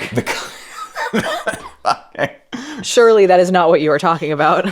I mean, that is how I use chairs in hotel rooms when we're like out of town. I am extremely proud to say that here in this actual closet that we use also as a set, but when this is a closet, there is no cuck chair that is holding no clothing. We do not have the clothes go away. I respect my clothes, and I respect your clothes too. Who be putting your clothes up? You are. Hush, baby, I know that. He puts my clothes away. Mm-hmm. In a very Hussein Chalayan type of way, models got on the floor and zipped on parts of a rug that seemed like it was just kind of part of the set. Larsson, like Chalayan, is trying to reach you and bring you into something that's more personal, kind of trying to create a familiar feeling. The clothes that you choose and the objects that you keep around you offer a small window into your subconscious. They reveal what you're drawn to and what you value, often without us even realizing it. LVMH Prize semi-finalist Galib Ghassanov founded his brand Institution in 2024, and since then he has been sprinting. His Georgian Azerbaijani roots sit at the core of his label, with a strong focus on preserving and reinterpreting traditional craftsmanship. The collection paid tribute to his hometown Borshali, located in the mountainous region of the Caucasus, with large and heavy monastic capes and pullovers that look like they could be part of the Game of Thrones set.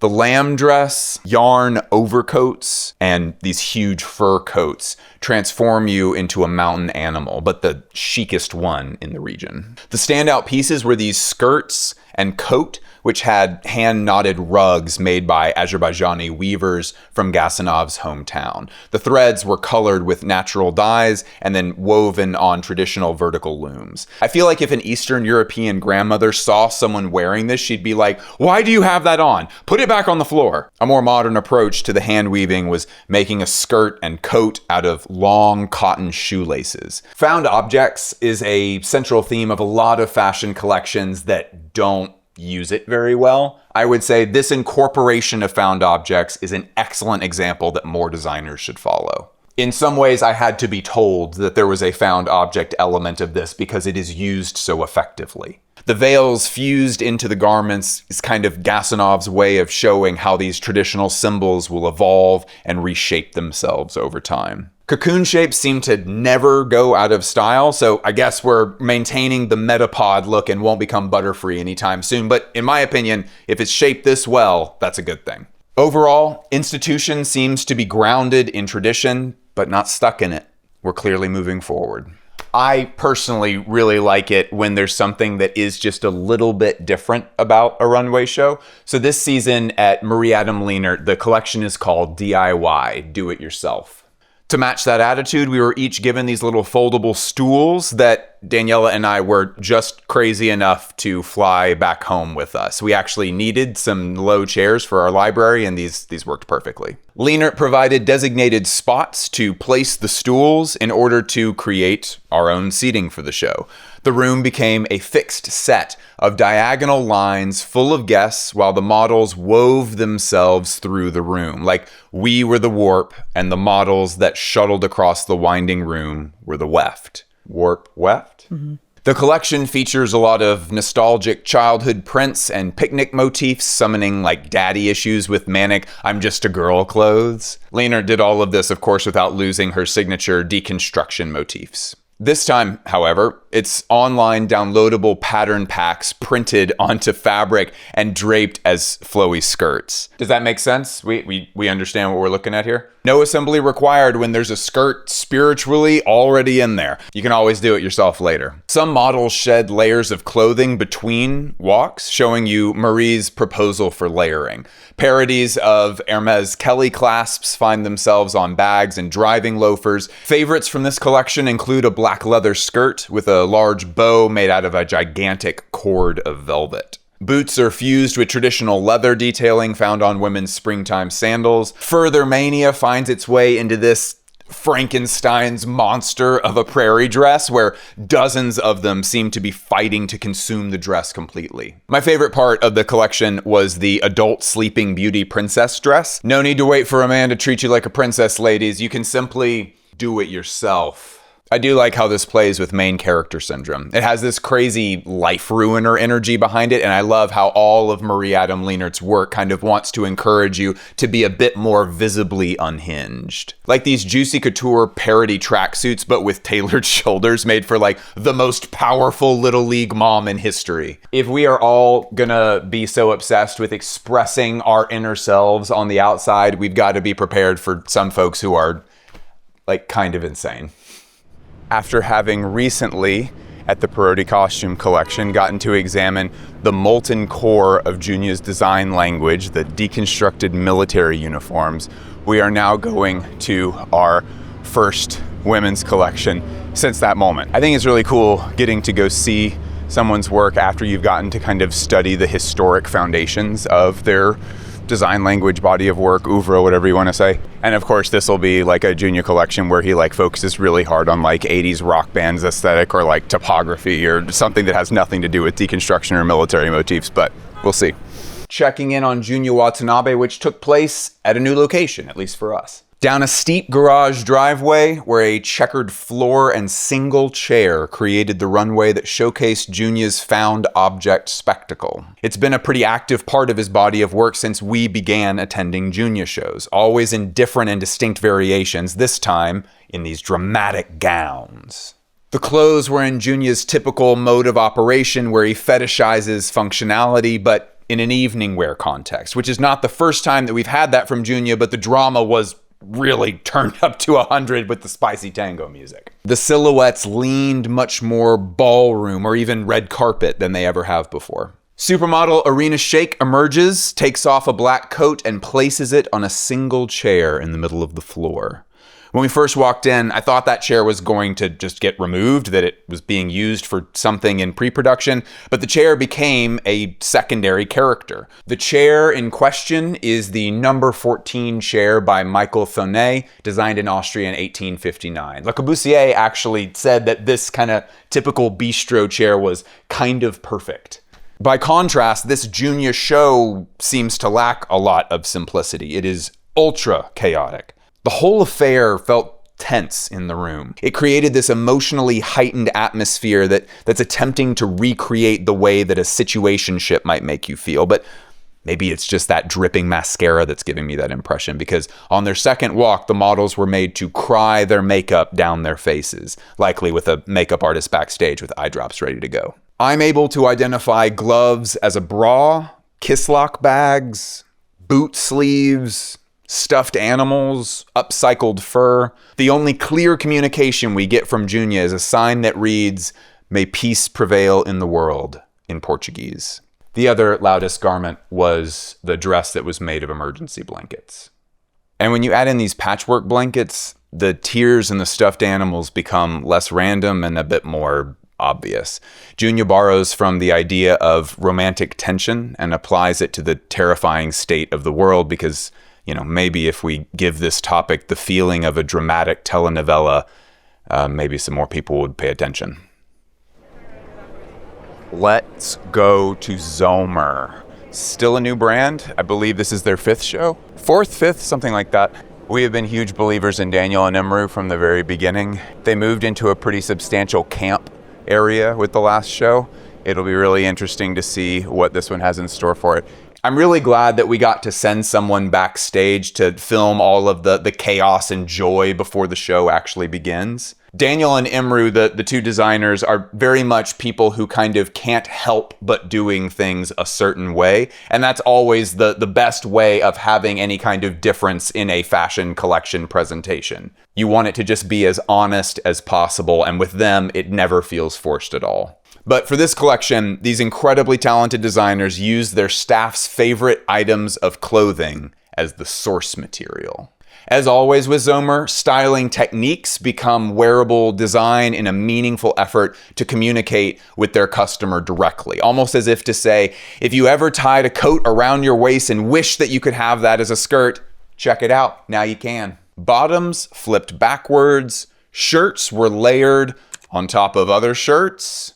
Don't make a Family Guy joke. Don't make a Family Guy joke. I wear long sleeve shirts and short sleeve shirts and V-neck vests were dressed over skirt linings. It's as if a 4-year-old child decided to dress themselves and then proudly walked out of their room and said, "Mommy, look." Zomer demonstrates that it's best to completely go against a garment's intended purpose. They design from that child's perspective. It's like there is no right or wrong answer. And this really can only be done correctly if you actually have pattern cutting skills to back it up. There can be a lot of free-spiritedness in the vibe of everything, but when you're making those clothes, there is no free-spiritedness. You just have to have technical skill. There were some great new ideas like trains of skirts and dresses that were held by a chain and a ring. These button-down coats with this ballooning fabric out the back. The playful approach of Zomer extends to their presentation. They teamed up with Lias's Le Watch Party, which is kind of like a fashion social hangout where live runway shows are streamed during Fashion Week for free. It's a super good idea. If I wasn't already a fashion media figure, I would probably drive 3 hours one way to attend one of these. Zomer presented their collection live at the Châtelet Theater, a beautiful 2,000-seater, which was open to the public. It was? Yeah, that's how the watch party happened. The watch party is public. So we were part of everyone on the ground floor, all of that was fashion industry people. Okay. Everyone up top in the stands, those were all completely people from the public. Oh, cool. Have you guys seen a fashion show before? No, never. First Never? time, yes. Can I ask, have you ever been to a fashion show? No, never before. Well, seamless execution. I didn't even know that was... Great job logistically, everyone. Daniel and Imru are serious about their work. They are color and construction savants, the kind of designers that can execute strange ideas in a way that appeals to a wide range of people. They're great at what they do, and especially considering the limitations that come with being a small independent brand, Zomer is doing an outstanding job. I hope the industry starts paying more attention before we start losing gems like these. They are the exact kind of designers that we would want to keep around. Hello, hi, this is Bliss back in the United States in my closet where the mic is a little bit easier to record with. I would like to introduce you to a new designer. Could you say your name and tell us what you do, please? So my name is Fidan Novruzova, and I'm the founder and the creative director of my namesake label, Fidan Novruzova. Very cool. Could you say your last name slowly? Sure, it's Novruzova. Very cool. Yes, Tough one. Every time there's a new designer, I'm always looking for an example of them saying their own name, and then when they do, they're always saying it so fast because it's their own name. And just to get a general idea for where your starting point for the clothes, where do you kind of pull inspiration from? What kind of cuts do you like? I'd say the leitmotif of my brand is redefining the notion of modern nostalgia. And it's been since day one, really. I have sort of been revisiting that over and over. Aesthetically speaking, I derive a lot of inspiration from 1920s and 1980s. I get a lot of joy of mixing those two eras together. Can we see something that's a little bit more 1980s? Sure. It would be the shoulders, really, in this case, and these silhouettes. I mean, that would be definitely on the 80s side of things. Love that. And then it's like an elongated trench belt as well, has the buckle and everything. And it's a shape that The collar is super cool. Yeah, the collar as well. This is so cool. It looks a little bit like old Azadine stuff. Well, Azadine Alaya, the 80s in particular. Speaking of the 80s, like the sort of pillars of my taste, in a way, what shaped my taste the most, that would be the 80s, 90s, Azadine Alaya, 80s Yoji, Guesque Balenciaga. These are like kind of the three. So you started with shoes. Let's talk about shoes just a little bit if we could. You have this like wonderful square toe to everything. Maybe the ones I wear are the most rundown one. I would prefer us not to focus on those. Sure. They're comfy, folks. That's what I'm learning from that, is that they're comfy. And there's a 6-centimeter heel that's concealed. I mean, this is kind of the shoe that got things started for me. So there is the loafer version. There is the cropped sort of stiletto boot version. This season, we introduced a new shoe, which is the thigh-high version, which I don't know why I've not done that before.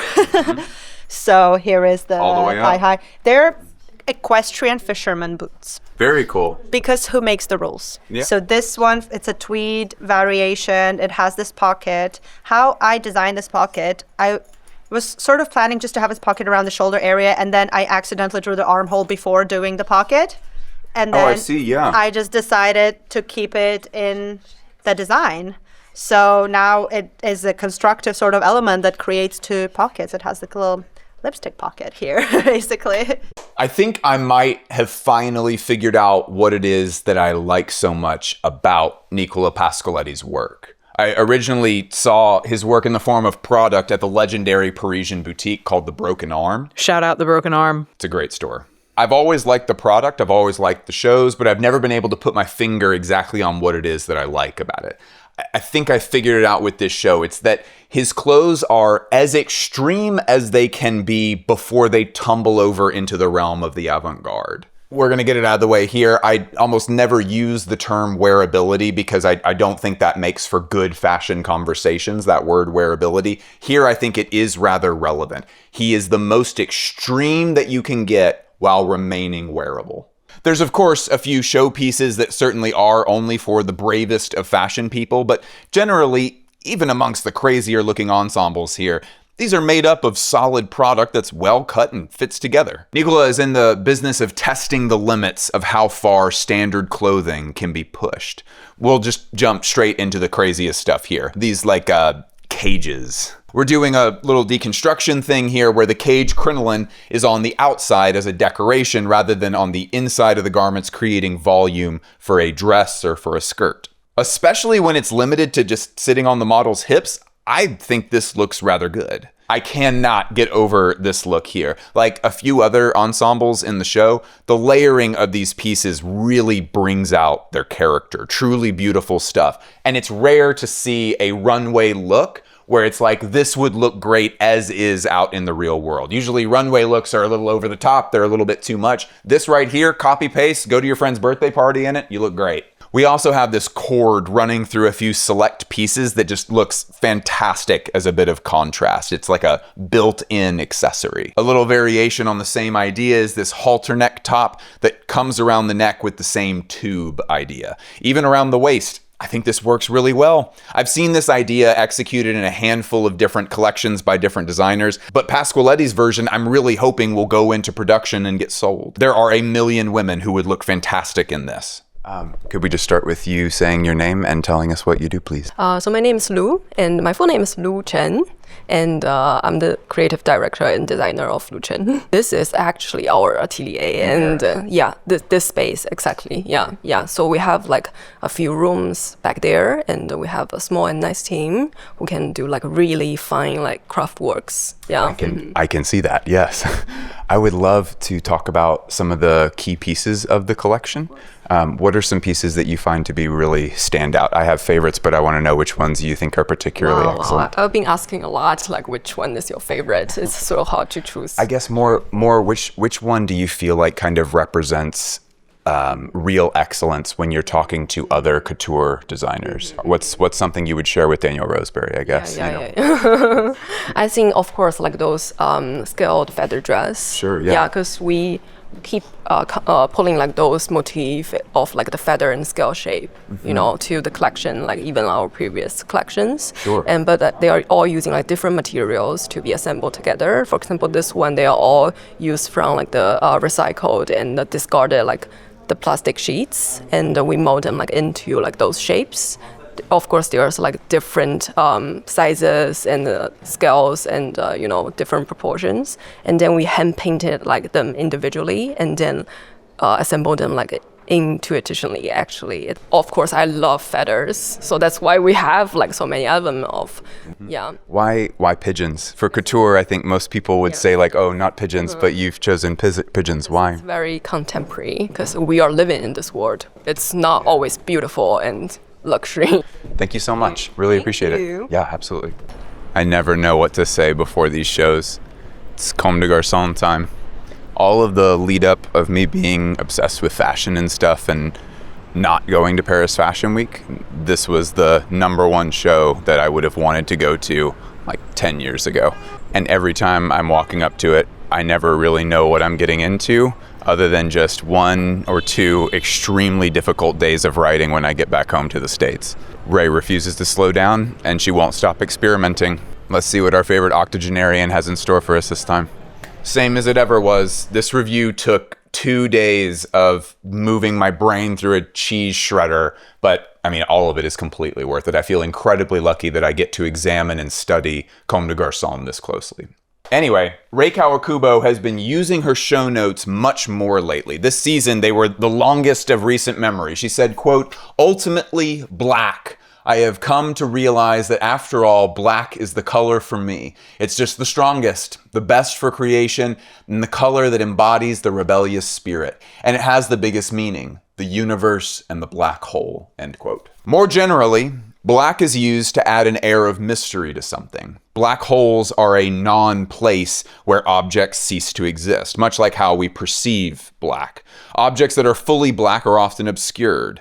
Our eyes have a difficult time fully perceiving the surface of entirely black objects. And cameras specifically often struggle to interpret things that are too dark and black, or just, things that are in low light. Most of the time cameras have to sort of make up their own shades based off of the things that they can't fully see. We call this noise or grain. Black as a color, it alters perception. Throughout her career, Kawakubo-san has consistently played with the color black. For Grandma Ray, the color black has always represented rebellion, resistance against the norm, but over time, she felt like black got taken away from her. She has multiple quotes from the mid to late 90s and early 2000s where she expresses this feeling that black has been co-opted by popular culture and it's become mainstream, and that's caused the color black to lose a lot of its power. There's actually a quote that she gave in 2004 to Dazed and Confused. Quote, "Over the 20 years or so since I first started showing black clothes in Paris, the color has completely lost its specialness and strength," end quote. And I looked into it for this review, and she's right. I mean, most of the data that I was looking at started in the 1960s going up to the present. There's no way really to give you a for sure piece of information, like a graph or something, without consulting a data scientist. But everything that I looked at said that over time, leading up to the present, black clothes have become much more of a standard normal thing for someone to wear in public. The biggest period, by the way, of that like curve up in popularity seems to be in the 90s, about when all of these quotes started coming out of Rei Kawakubo. So since then, she's explored other colors. Her design language goes through a huge shift during this period. But in the most recent runway show, she returns to almost entirely black clothes. We begin at the beginning.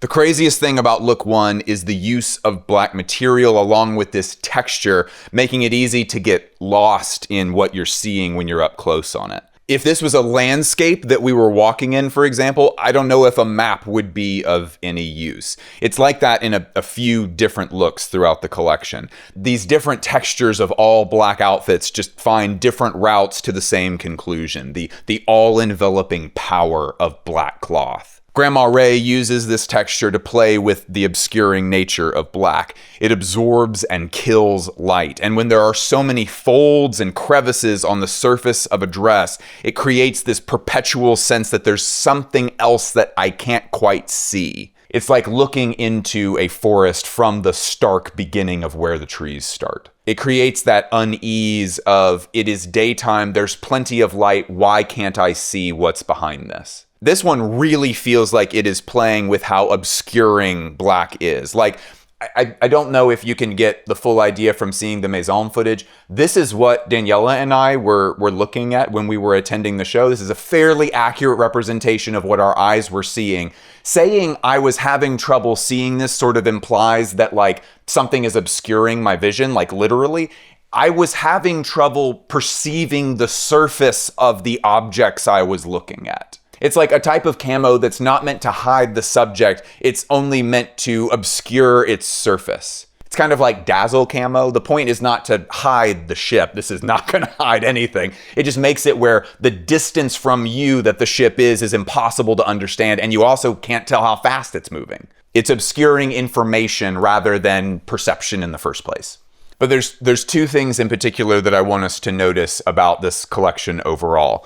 One is that there's a heavy use of movement. We can see a few looks that have this subtle movement to them.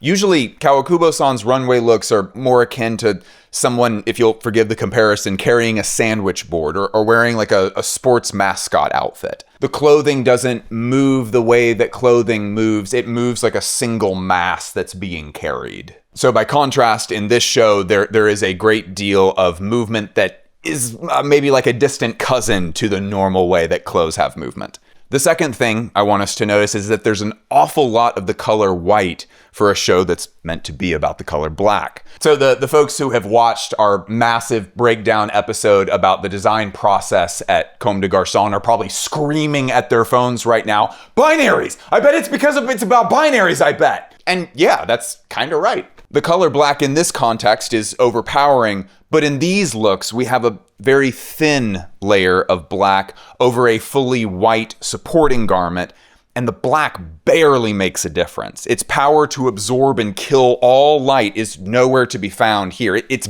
honestly barely turning this garment gray. Let's have a quick reminder that Rei Kawakubo is where the deconstruction tradition in fashion begins. She is the originator. If not for the translucent fabric around this piece, our presumption about it would be so different than what's actually happening here. We would probably think that this was like a reference to a Charles James Clover dress or something with maybe some extra sides added, like an 8-leaf clover. Using only shoulder pads, these are shoulder pads, we can see. Grandma Rei has accommodated breasts in a way that'll probably feel pretty comfortable for the wearer.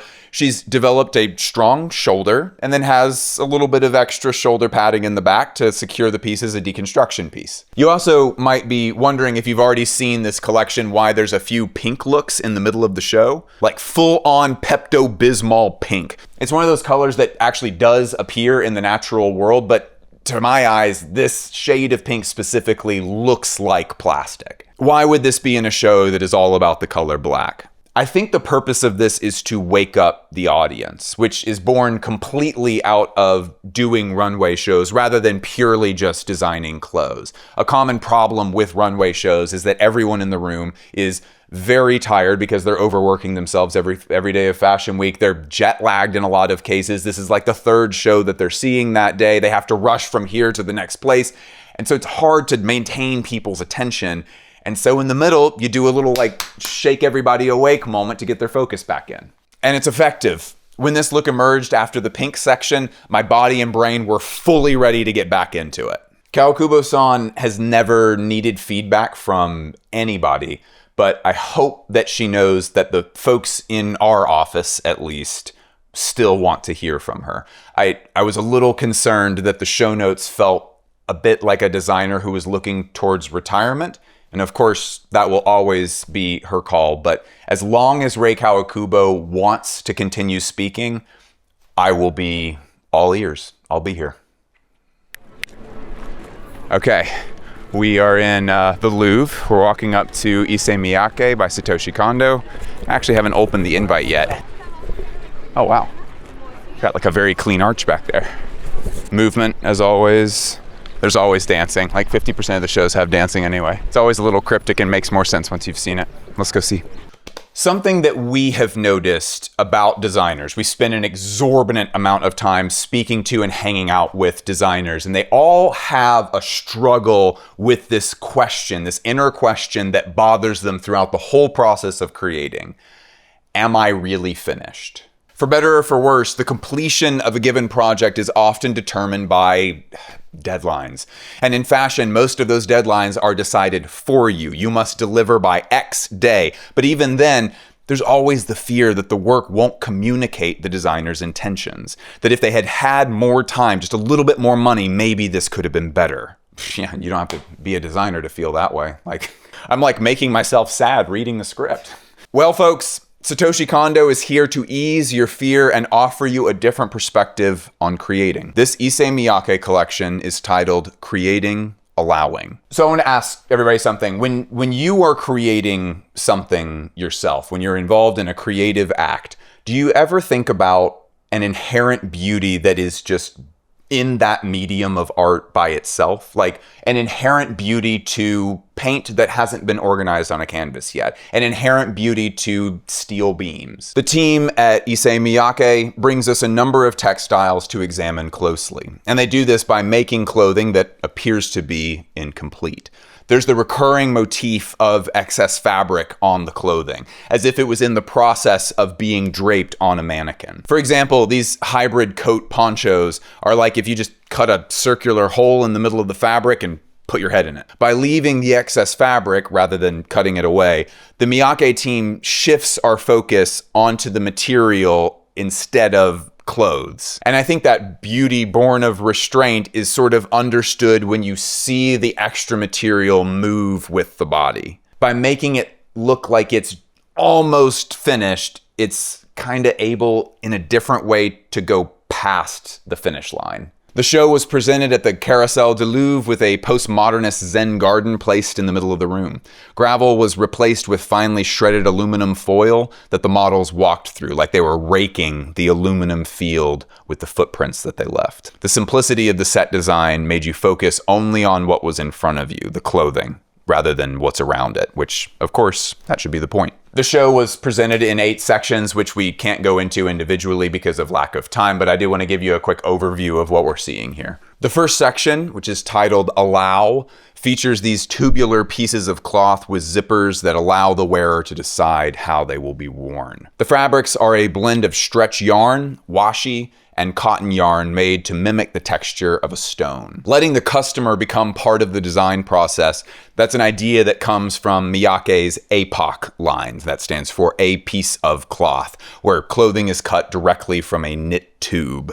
We recently got to see the original APOC pieces at the Parodi Costume Collection in Miami, Florida. We got to study a lot of Issey pieces up close to kind of prep for seeing this new season. It was really cool. Much like Mr. Miyake himself, Kondo-san leaves part of the design up to the wearer. He relinquishes control completely over how the piece is worn. Unusual knits combined different techniques together, creating gatherings and lumps throughout pants, sweaters, and tops, all of which were made to imitate the shape and the texture of rocks. Via Vogue Japan, Satoshi mentioned that a single stone found during a hike was the starting point for exploring this collection. He got this idea of finding the stone and then wanting to wear the stone, mimicking its texture through knit fabric, trying to capture the essence of the stone itself. It kind of looks like the model is carrying a lumpy baby, but it actually is just part of the knit, like, you know, in case your mom asks about it. The sleeves are sewn together at the cuffs, and the lump is knit onto the side of the body and the arm. Regardless, we're carrying something. In these looks, we are carrying something. More than most other companies, experiments from Issey Miyake end up working. Untitled is the main course. It's clothing left purposefully unfinished, like each piece was frozen in time during a certain point of its design process. Pins on each look suggest the way that it's still in progress, which is hilarious because something that you all might not know about Daniella is that she will turn on a designer in a second if she sees a single pin on those damn clothes during the runway show. Might this be the one exception? I think that's part of the clothes. Yes. It's part of the art. If your pins aren't supposed to be there, you do not respect my time. I literally don't care if you use pins in your clothes.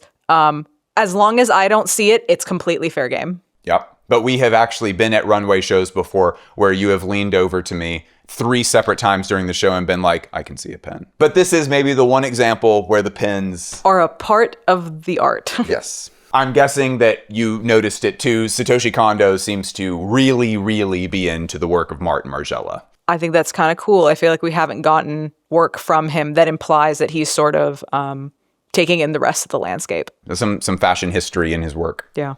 The suit jacket dress that wasn't cut down the middle and looks backwards reminds me of the backwards jacket in Margiela's fall 1994 collection. And in these versions, you can see the beginning of a lapel, but then they decide to just drape fabric across the body, similar to the Stockman with draped fabric from Margiela's spring 1997 collection. Here, the sleeves weren't completed and held up like the trompe-l'oeil dress from Martin's last collection, spring 2009, but if you're not convinced, Untitled, this section of the present Miyake show, is also the name of the only fragrance that Martin Margiela had any involvement in at his company, which was released right after his unexpected departure. It's not an empty Margiela reference here. Kondo looks at clothes and innovation in clothes and experiments with clothes in a way that is very reminiscent of Margiela, and this is the first time that I am aware that he's ever made a flagrant reference to this person that has informed so much of his process at the brand. Urushi Body reimagines bustiers and obi sashes using handmade washi paper that was layered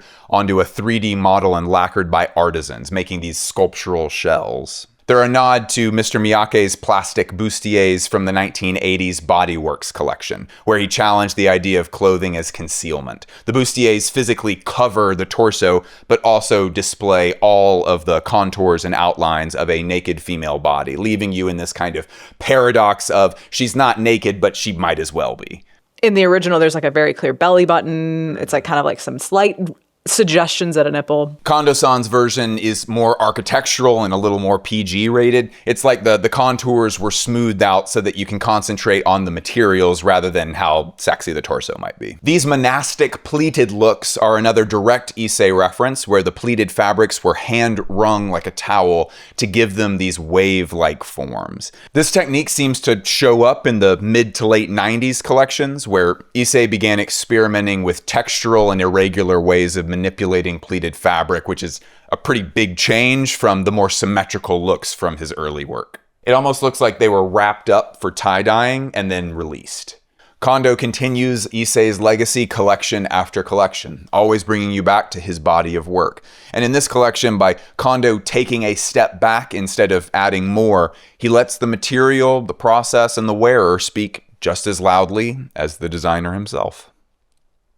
Perhaps the most underrated designer of the 21st century.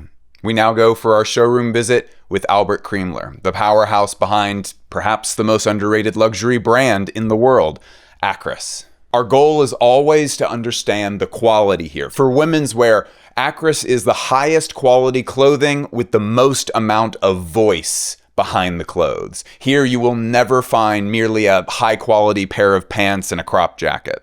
The primary reason we make the twice-annual pilgrimage to the Acris showroom in Paris is to see the details that make these clothes so elite. The close-ups here are really crucial. With only a few days until the new runway show, Albert answers my questions while his stylists calmly assemble the specificities of the show and his tailoring team make the slight adjustments so the clothes can sing on the big day. And that actually includes retailoring the garments for each model, by the way. Most companies will literally just hide some safety pins on the insides of the dresses so that it works well enough for the 2 minutes that it'll be on the runway. Acris only sends out looks that fit their models like a glove, and it makes a difference. This season, Albert drew his primary inspiration for the collection from a fiber artist, Olga de Amaral. She has an outstanding body of work that I've actually become a little obsessed with myself since we got home from Paris. There's a number of ensembles in the runway collection that Amaral directly inspired, the most notable being the Premier Ensemble, Look 1, which includes this cocoon-shaped coat. The materials are reminiscent of Olga's obsession with incorporating gold into her work, and the gold tones are carried through in a ton of other looks in the show as well. Personally, though, I look to Albert most for innovative ways for a dress to move on the body. These dresses that feature organza strips all over the body are a great example, but honestly, I couldn't get enough of this skirt. The gold sequins assembled on strips that come together at the bottom so the fringes can dance around the model's legs as she walks. There's never enough time to talk about all of the details at Acris. We have eel leather, we have gargantuanly chunky knitwear, and we have the best Italian cashmere that I'm aware of. And I know that as much as it seems like I love this company and like all the stuff they stand for and even the people on the team itself, I do have one major complaint with Acris. There's no menswear. There's this weird thing about identity. I, Bliss Foster the person, will never get to meet Bliss Foster the YouTuber that you know from watching videos. Even if I'm not putting on a character, the perception that you have of my identity is inevitably going to be different than what I think of as myself. And in the same way, you will never get to meet Bliss Foster, the husband of Daniella. Only Daniella knows that. And in the same way, she doesn't know who Bliss Foster the YouTuber is the way that you do. 7 years ago, Yohji Yamamoto took some questions from students at Yale University. One young woman asks, quote, "What do you think is the essence of beauty in Japanese culture? What influence do you think it has on your design?" Most difficult question. To paraphrase, Yohji answered that because he was born in Japan, he didn't need to find what is Japan. And more specifically, later on, he goes on to say, quote, "I was born in the ruins of the war, so I have no experience in Japanese culture because I had nothing in my town that's typically Japanese. But in my blood, there's something Japanese circling," end quote. It feels like this season, at the age of 82, Yohji is attempting to make a collection about Japanese culture. Don't get it twisted. Yohji absolutely has played with elements of Japan in his collections in the past. Just last season, there was a great deal of artful Japanese calligraphy. In spring 1995, Yohji introduced a look with a heavy brocade, the material being one that's typically used for an obi belt. Either way, this certainly is not the first time that Yohji has referenced something Japanese, but we have much more of it in this collection than any precedent in his work. A great deal of these looks feature a kimono. Some looks break the codes of the kimono in direct ways, like having the right side of the kimono wrapped over the left, which is the opposite of how you're meant to do it. More Japanese cultural elements, we have traditional geta sandals worn with tabi socks in the final looks. We have multiple paintings by legendary Japanese painter Katsushika Oi worked into the show as well. The first is here, which features a painting that's called Girl Composing a Poem Under the Cherry Blossoms in the Night. This one's a little bit difficult to see because of the folds in the cloth, but hopefully you can at least see the bits enough to confirm that it's the same image. Much clearer here. This look corresponds to a painting called Night Scene in the Yoshiwara. I'm struck by how very contemporary this painting feels, despite it being completed in 1854. We even have the front of this look where we can see an illustration of the painter's father, Katsushika Hokusai, often considered the most important figure in Japanese art history. The text included around him is a death poem by the same artist. In short, the poem goes, quote, "As a spirit, I'll go to the summer fields for a bit of diversion," end quote.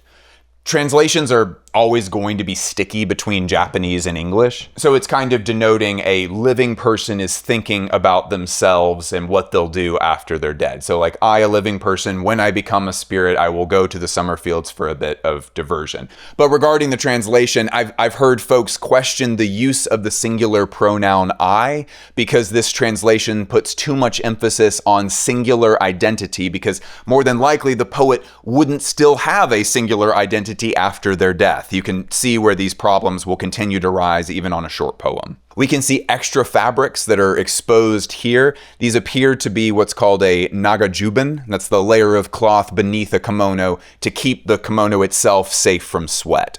Usually though, this piece of clothing would only poke out at the end of the sleeves and maybe at the collar, but you can see here there's a lot more emphasis on the actual look on the runway.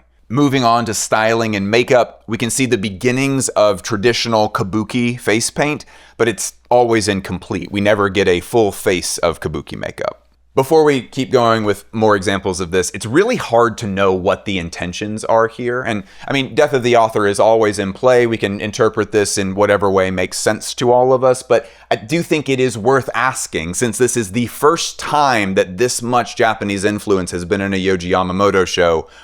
Why is he doing this? And why is he doing this now? I keep thinking that Yohji is about to retire or that he's sick and might pass away soon. Like during COVID, Yohji put his signature on the runway after a menswear show. I thought, surely this is the last one we'll ever see. A few seasons back, Yohji's own musical cover of You Raise Me Up, like as in the Josh Groban song, surely we will see a terminal cancer announcement here soon. And, you know, here I am again, seeing a man who has always shrugged off associations with his own Japanese identity now doing an extremely Japanese-centric show. He even included a poem about death. Like, I cannot help but ask, even if it is for the 20th time, is this the end? I didn't mention before, remember the kimonos that are wrapped the opposite way? The only time that's appropriate is if someone has died. The tone of his runway work might just be a similar tone to credits beginning to roll at the end of a film. But we also know that Yohji is kind of a goofy dude. He can be a little mischievous. If we return to the specifics of the runway, we find a piece of headwear on a model who is, I think it's relevant to say here, Caucasian. Her head features a broken kitsugi piece of pottery, though this might be made of wood, I'm not fully sure. So that kitsugi piece has been rebroken again and has a little bit of shibari rope tied into it. So kitsugi is one of the first Japanese concepts that Westerners learn about. It's something breaks, you repair it using gold on the places where it broke so that you can kind of celebrate the breakage as part of the object's life rather than trying to cover it up. Shibari is a Japanese erotic tradition of tying people up in really pretty ways. This is like the number 2 thing that you learn about Japan. You could also argue that the hair of the models is meant to possibly be a wabi-sabi type deal. And if you do accept that interpretation, that's like the holy trinity of the concepts about Japan that Westerners first learn about. A quick side note, I think that the hair was inspired by the beautiful moment where someone with long hair is lying all the way down in the bathtub and the water is up over their ears and their hair just sort of forms this like tentacle halo around their head. It looks a little freaky in this context, but in bathtubs, like, I wish we owned a tub, is all I will say. And if you want more Japanese cultural elements in this show, we have ornamental fans, we have kanzashi, those are the hair sticks. We even have some origami if you look closely here. We could absolutely take a cynical view on the inclusion of all of these Japanese symbols. Yohji has always had a sense of humor that's a little difficult to detect. He's often being funny while also being serious, something that I can relate to a great deal. But I don't think it's ridiculous to ask if Yohji is trying to give his home country a shot, as if he's maybe wondering what would come out if he reacted to the general global idea of Japan. And that would make sense. When he was asked in the past about women that he is personally attracted to, he says that for him, it's sexy for a woman to kind of force onlookers to use their imagination. He refers to short shorts and tank tops as something that he really does not like. That way of dressing was brought to the whole world, including Japan, by Westerners, primarily through the United States. I am very sure that if I decided to make a piece of art about America, I would probably make some apple pie and Coca-Cola jokes. I'm wondering if the return to traditional Japanese aesthetics might be part of Yohji rebelling against modern life. It's relevant then that the audience for this runway show for the second season in a row was politely asked to take in the show with our senses rather than with a phone screen.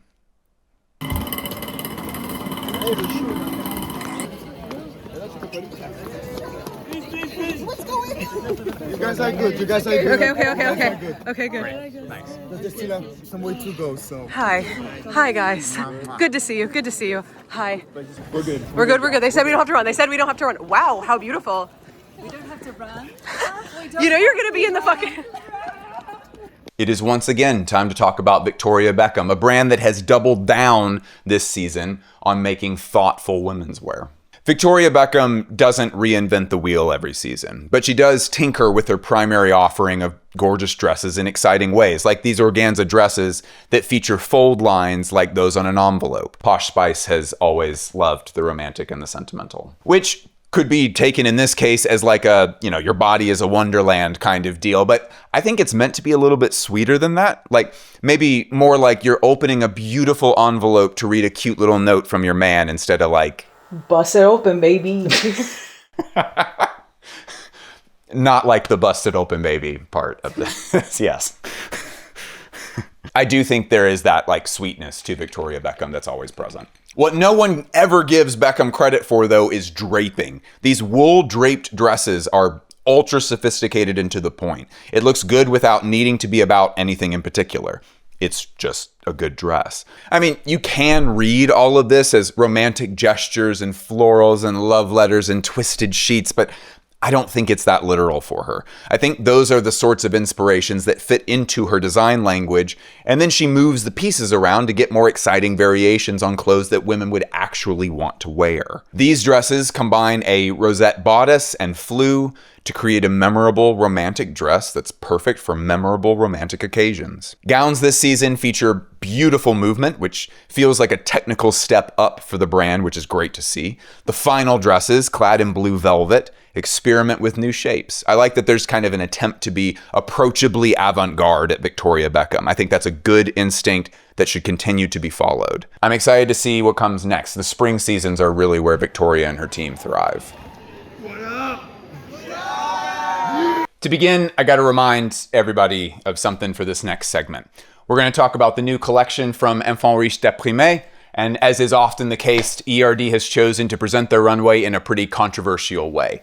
If anything in that show feels angering or disturbing to you, that's something that I cannot help you with. I am not a representative of ERD. That's something that you will need to take up with the brand themselves.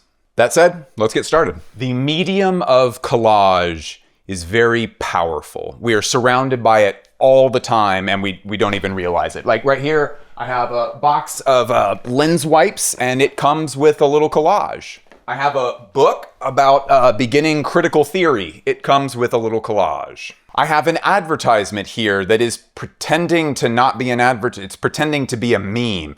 It comes with a little collage. Collage is so powerful because our brains are hardwired to infer a meaning quickly from seeing things placed next to each other. Like, no one has ever looked at this and thought, why is there a picture of glasses and a camera and binoculars? Like, what is it trying to say? Like, it's so natural, you never even see it happening. Your brain just kind of assembles 2 paragraphs worth of information faster than it could ever be said to you. Henry Alexander Levy loves collage. It's one of the main mediums of art that he creates in. This season, the invitation to ERD Fall 26's runway show was a collage on a blanket. What you can't see here is the smell of the blanket. It's made of a dense wool felt that's been minimally processed. There is a strong smell of lanolin on this blanket. It is It smells like a barn. I've had to keep it in like a different room because it smells really strongly. So immediately when someone sees this blanket, that pattern recognition part of the brain starts firing off. But we can't do any interpretation because Henry has said himself multiple times, there's not really an interpretation to his work. It doesn't mean anything. It's all supposed to be a feeling. All of ERD is only meant to elicit a feeling. You can't tell me what to do. We're totally going to interpret things. Let's go. Most of this is about the JFK assassination. We can see here, this is a building from which Lee Harvey Oswald shot. We can see the vague kind of abstract screen printing here. I believe that is the perspective of looking down at the top of a rifle as you load a bullet into it. Can you see it here? This is the bullet. We have a blurred photo here that is one of the most important fashion adjacent photos of all time. This features Jackie Kennedy moments after the assassination. She is still in shock and she is being guided by hand by a Secret Service member towards safety. After the president was assassinated, they needed to swear in the vice president, Lyndon B. Johnson, and she was offered new clothes multiple times because she was covered in her husband's blood. And her official quote from this was saying, "No, let them see what they've done."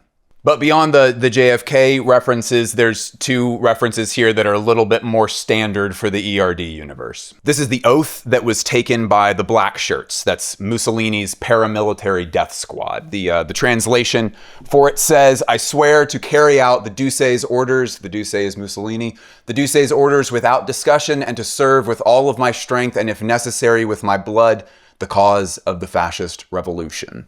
And this is the other side of that oath. This is the front cover of what is essentially an insurance policy for the members of the Black Shirts. It says the following in Italian. Quote, "The holder of this card is entitled to the following: 2 lira per day in the case of temporary injury, 5,000 lira in case of death, 30,000 lira in the case of permanent injury."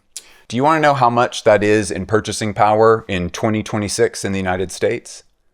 It's about 25 grand. There was no confusion about what their lives were worth. They were worth less than a minimum wage salary. That's fascism, baby. JFK and the Black Shirts, what is this supposed to mean? They're such serious topics too, and I imagine a lot of folks, if they see things from fascist history with no clear explanation behind them, you start getting a little worried about it. There's also this photo. I could not find a source for this one. There's some Hebrew symbols here, and here. As far as my research goes, this is just gibberish. As we all burrow deeper into the age of the internet, there is this temptation to be as literal as possible so that we could never possibly be misunderstood at some different time or on some other corner of the web. But there's something specific I want us to notice on this blanket, and it is easy to miss. There's an embroidered cross on the top and on the bottom. This is actually a really obscure reference to the artist Kazimir Malevich, an artist that Henry has been very interested in lately. I'm paraphrasing here, but Malevich believed that humans could get closer to the essence of art if they boiled everything down to just shapes and colors. He has a famous piece that just has this cross inside of it that kind of proves this point in an interesting way. Nearly everyone would see this and start immediately associating. The literal side of our brains would come out. It's Jesus. It's supposed to be Christianity in some way. Malevich wanted the shape and the color to exist fully as their own object, with no literal interjection or association. When we attended the ERD show, there were a lot of checkpoints to get through. We approached the show space and the gates weren't open yet, so we waited and talked. Finally, the gates opened and we get to hang out in the courtyard with other guests. Another door opens and I immediately start trying to film the space until I realize that this is yet another checkpoint and we must actually wait a little bit more. Finally, the double doors to the back courtyard open and we see the setting. It's a courtyard full of still, sound-deafening snow. The trees, the ground, the stairs, all covered in strangely realistic snow.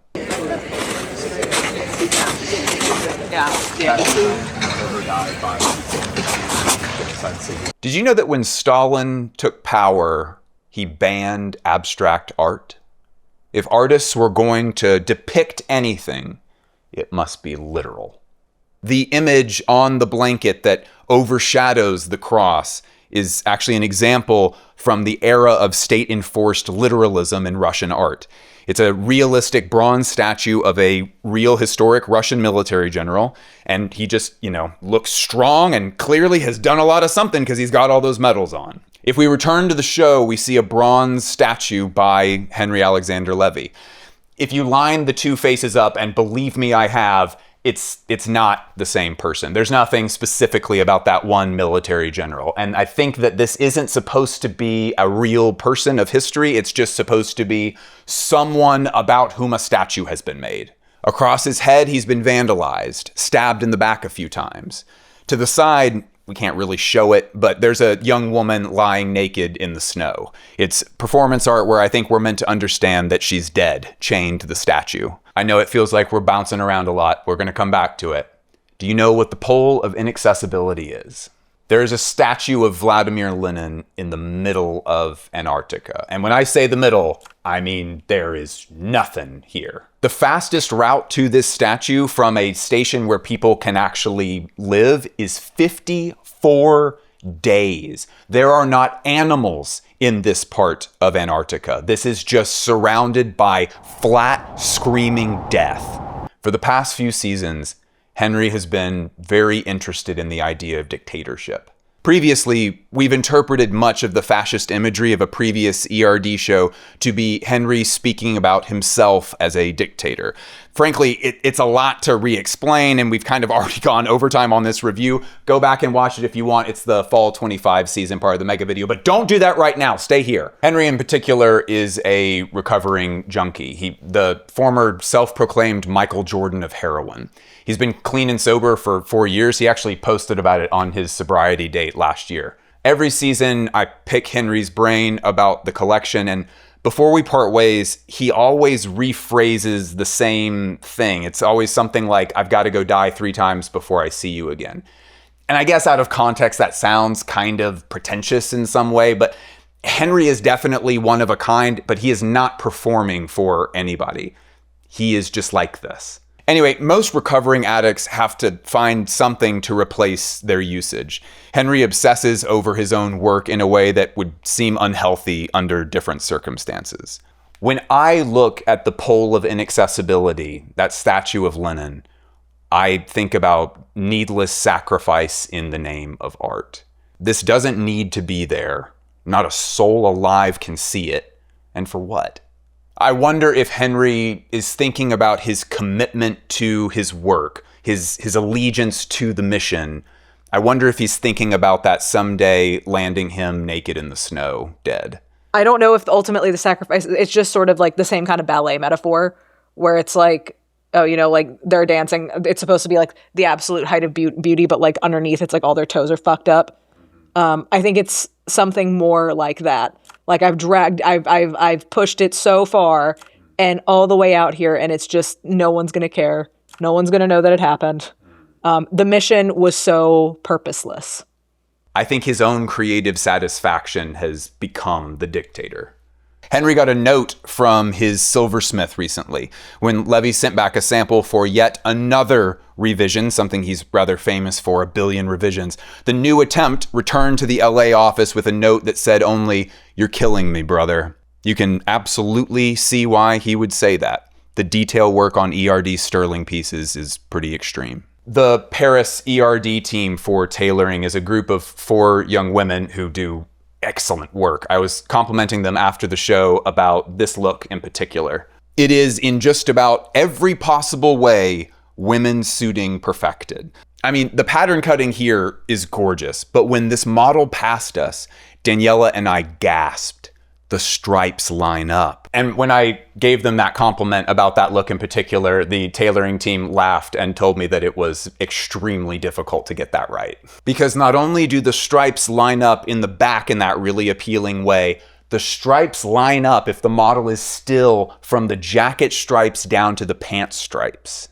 Seeing that suit was the first time I ever felt like I could see myself wearing something from ERD. Oh yeah, I remember you saying that. This look was one of a few indications this season that women's wear has become a higher priority for Henry. The audience filed into the courtyard during sunset.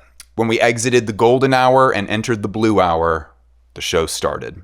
Snow began to fall as Marilyn Manson entered the space as look number 1. He does a dramatic reading of the opening lyrics from the song Cryptorchid off his album Antichrist Superstar. Marilyn then proceeds to walk the full courtyard runway. There was, of course, a great deal of controversy concerning this. For my money, the Manson inclusion was a pretty minor part of what made this show impactful. My only note on this look really was the pattern cutting on the tails. It's like if coattails got extended to the length of a bridal train. There's a good deal of pattern work here that I wish I knew a little bit more about.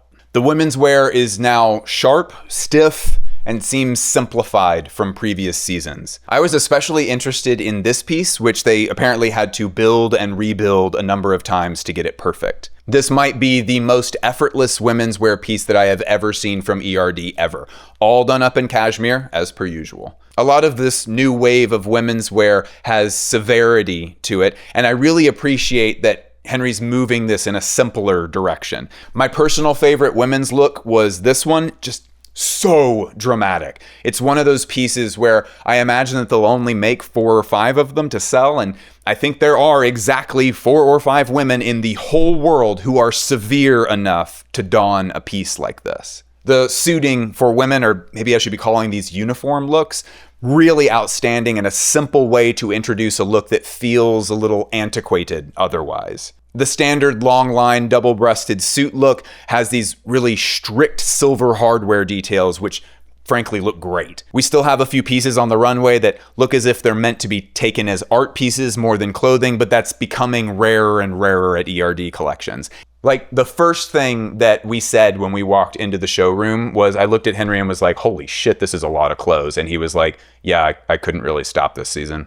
As always, a great deal of those clothes will slowly release to the website. Many will be stocked at specialty boutiques all over the world, and a number of them will be sold through private channels to people that the ERD team feels should own and wear them. When speaking about the process of product development, Henry mentioned that he purposefully doesn't know how much he's spending on each piece while he's developing it. When it's right, it's done. Never before. And it shows. There's details on many of these pieces that you really cannot find anywhere else. The ready-to-wear seems to be the place where Henry wants to keep dragging the statue through the Antarctic desert. Wherever he is going, he has a long way to get there.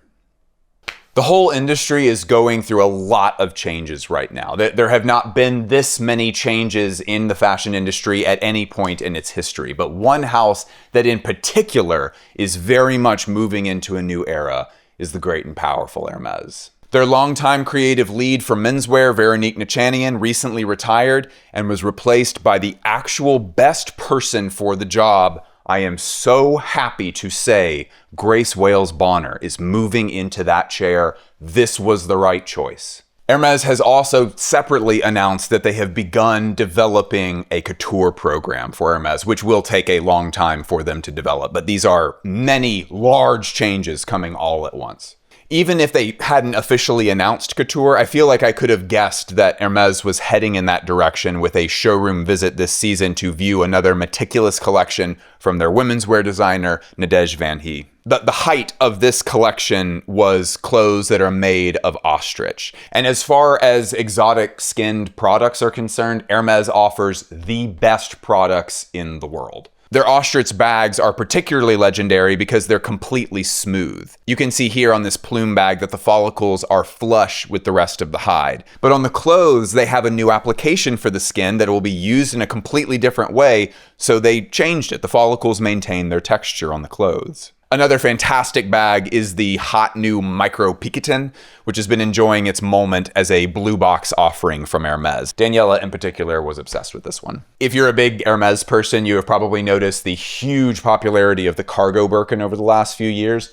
Happy to say we finally have a cargo Kelly. We have a removable and durable gabardine jacket that protects a standard leather or exotic leather Kelly inside. I love how this ends up being executed. It's very luxe. I also love these belts that they've introduced. It's a great example of how Hermès is certainly aware of what's trending at the moment, but they will never fully just make a trend. To me, this looks like it's playing off of the wallet chains that a lot of young men have wanted to wear lately, but they've just found another execution of it that looks just fantastic. Instead of making a literal chain for a wallet, they found a way for a belt to have a chain hanging off of it for no other reason than how great it looks. The link design, especially on this chain, is just gorgeous. It's a little old world flourish that appears so modern. Even the smallest details gives the Hermès team an excuse to try something new. The detail on the front of this dress that's meant to nip in the waist is usually called a martingale belt. Martingale belts usually look something like this, but Hermès used it as an excuse to make this stunning little number. While everyone else scurries around making short-sighted business decisions, the global leaders of craft continue to maintain their edge 189 years after their inception.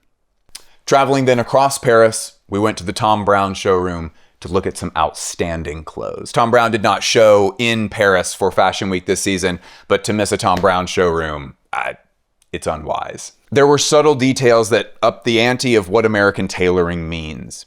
The shirts and the jackets had these armbands with adjustable buttons that look like they could be cuff tabs that hold up your sleeves when you roll them up. Something that I could really use right now, to be honest. They keep kind of coming undone. It could also be a reference to sleeve garters used by white-collar workers in the late 1800s that adjusted the length of shirt sleeves at a time when shirts were typically made in fixed sizes. Even if you're someone who might not personally have a lot of need for this, it's a great looking reference to the history of American tailoring. A lot of the skirts and jackets were self-tipped, meaning that the edge of a cuff, collar, or panel of the skirt was finished with the garment's own fabric. And zippers had T-shaped pulls that are commonly used for ski wear because it makes it easier to pull the zipper down when you have gloves on. It's great to see this combination of really utilitarian clothing mixed with classic Ivy, because that is essentially the history of American clothing. But in classic Thom Browne fashion, there was a variety of skirt suits which were styled over pants and Bermuda shorts. This jacket, let's take a deep breath. This is a trompe l'oeil Prince of Wales houndstooth check pattern that is made of interwoven panels of black and white leather. There's an alpaca coat that had hand-painted drawings depicting a New England winter, and on the back is a drawing of Tom and his partner Andrew, who are skiing with their dog. This tulle, Chesterfield, and wool cape were the last two masterpieces on the runway. It has incredible beaded embroidery of rope-like motifs that are kind of vanishing as they come down. Each was hand-embroidered in New York and finished in San Francisco, while the garment itself was made in Italy. Shoes were derbies and moto boots made into pointed heels with a chunky sole and metal toe detail that features the Thom Browne red, white, and blue logo. Not to be confused with the French flag, we are of course representing America here. Outside of the collections, we know that for the Thom Browne company, a huge part of their year is the Met Gala, which, while we don't cover the Met Gala on this channel, it's an arena where the Thom Browne team is just untouchable. All that we love about Thom Browne can be seen in that setting. There's always such outstanding variety and so much craftsmanship. It's really no wonder that Thom Browne has dabbled in couture over the years. And I only say dabbled because they just don't show every single season on the couture calendar. When they show up, it is like the fist of an artisanal god smiting the couture calendar. For the scale of this company, I'm just always blown away by the caliber of clothing that they're capable of creating.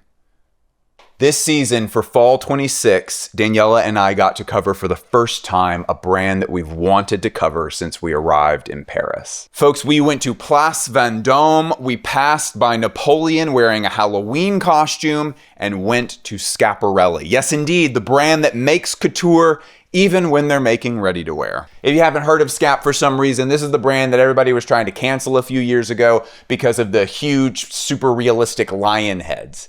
People were freaking out because they thought that it was a taxidermied animal, even though no animal products were actually used in the creation of this. The president of PETA even said, "This is cool, I like it, what's the problem?" Like, obviously it's not a real lion. So we got a sequel to that event this time, with Schiaparelli making the only literal kitten heels. These, along with the bronze chicken feet pieces, are a fantastic piece to start with because it encapsulates the spirit of Schiaparelli under Daniel Roseberry's phenomenal leadership. This is all very specific. There's not much from Scap that's general luxury for the average customer. The last few years of Schiaparelli feel like the team developed an aesthetic entirely as outsiders. Even if this isn't fully possible, it has the look of something that was made with no external influence. Non-derogatory. By the time you're watching this, Schiaparelli will be one of the main exhibits at the V&A in an exhibition that's called Schiaparelli Fashion Becomes Art.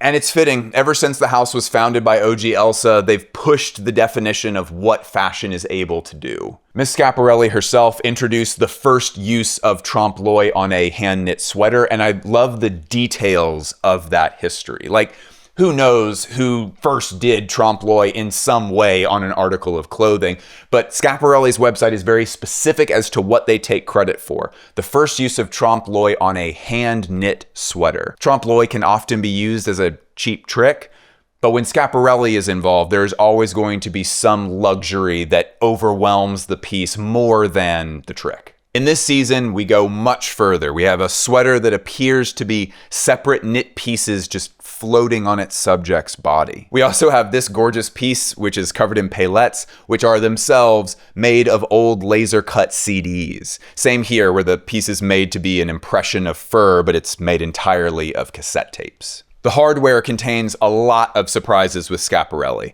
The handle of this bag is a face made up of multiple parts. The nose piercing, you'll notice, is its own separate piece as well. Like my mouth is watering. Just thinking about it. You can also see on this piece worn by Mona, this is a gorgeous look, but I want us to notice a really specific detail here. The color on her earrings and over her chest. There's a technique that's borrowed from painting called sfumato. It's a gradient of color, but the gradient is cut very delicately so it appears more like smoke than a solid object. As is often the case for ready-to-wear collections, this is a much more product-focused interpretation of a technique that was used in their recent couture show. There's a number of color variations on this, but those earrings really might be the product highlight of this whole collection. Additionally, there's just a million textiles that you're not going to find anywhere else. I could point to this piece with this gorgeous blue trim, this piece with the reverse velvet that felt insane.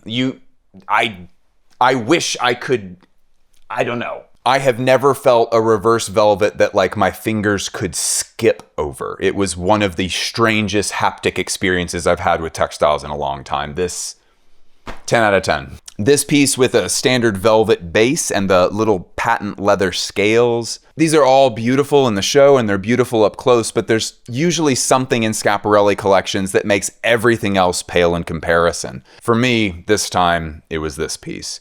It seems to be two fabrics. One of them is sheer on the front and opaque on the back with some kind of batting inside. My favorite fabrics are always the ones where you don't look at them, you're kind of looking into them, but it's not a gimmick. I mean, when they walked it in the runway, it looks fantastic. Finally, I just want us to appreciate briefly the Schiaparelli buttons. It's nothing new from them, but they always come through with the most unique buttons in the industry. Schiaparelli was a real feast for the eyes. Daniel Roseberry is truly one of our best and brightest, and he's only getting better.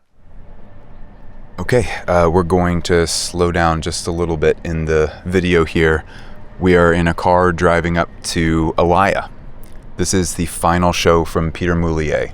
Peter came into Alaïa as a relatively unknown designer. He was very well beloved within the industry. Alaïa is not a gargantuan house, and Peter has taken what I can only imagine is a very limited budget and has just produced unbelievable work.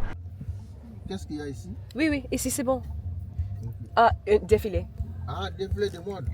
Pour Alaïa. The room at Alaïa was packed. Someone at Bureau Batek, the ones who designed the runway setting, they said that the show was designed Helmut Lang style, emulating a 90s runway trend where you would just kind of stand wherever you could. What that effect ended up creating was a feeling of deep closeness. Literally, space was limited. When a brand says that they are very familial, I usually think that's just kind of corny. Like, you're here to sell clothes, come on. But at the former site of the Cartier Foundation, in the late evening, at Peter Moulier's final show for Alaïa, that clicked for me. I think Peter wanted the guests in the room to feel as if they were part of the Alaya revival, that each of our collective efforts has grown the company tenfold since Peter was first given the reins back in 2021. Our seats were on one side of the foundation, and the other side remained totally empty except for a gigantic screen which rotated between images of the Alaya staff. Maison footage for the show was filmed from the outside of the glassy building, superimposing the backlit silhouettes on top of the very faces that brought these clothes into existence. I found out later that when the Alaya staff was being photographed for this project, none of them knew what it was for. They thought it was for like new ID badges or for like a company directory or something. They found out when we did, when they walked into the room and saw all of their faces up on this huge display screen. Alaya bound all those images into a book, which was placed in every seat of the room for people to take home, for some people to lose, and for others to dig it up in 100 years. I think the idea is that when people eventually pull it out of a dusty bin for research on Peter Moulier's tenure at Alaya, they'll find themselves face to face with the people behind that mission. We already knew the clothes were going to get documented, but now we know the team will as well. I find that to be very touching. So a fun little anecdote about this show is that we went in and we had one standing spot and one seat. So Danny was in heels, so obviously she's the one that gets to go sit down. So she found her seat, and then I was like, I need to find a spot for standing room now because, you know, it's all very chaotic and standing. So I just found a friend who was already standing in front of an empty bench, and I joined him and we just started discussing. And I didn't notice until she had actually sat down, but Anna Wintour went to her designated seat, which was right directly in front of me. And then she was joined by Matthieu Blazy of Chanel and Raph Simmons, a former mentor of Peter Moulier and of Matthieu Blazy. Raph is also, of course, the co-designer at Prada. Either way, there were like 3 titans sitting in front of me, and I was like, okay, well, best spot in the house. The only problem is that all of the publications across from them were filming the 3 most important people there, and I'm just trying to document the show from like my YouTube channel and shit, and I just tend to get... It's easy for me to get overwhelmed with emotion when I'm at runway shows. This is literally like the dream of my entire life. Like, I'm obsessed with going to these shows. And so especially at shows that are like, this is it. This is the last show of this tenure.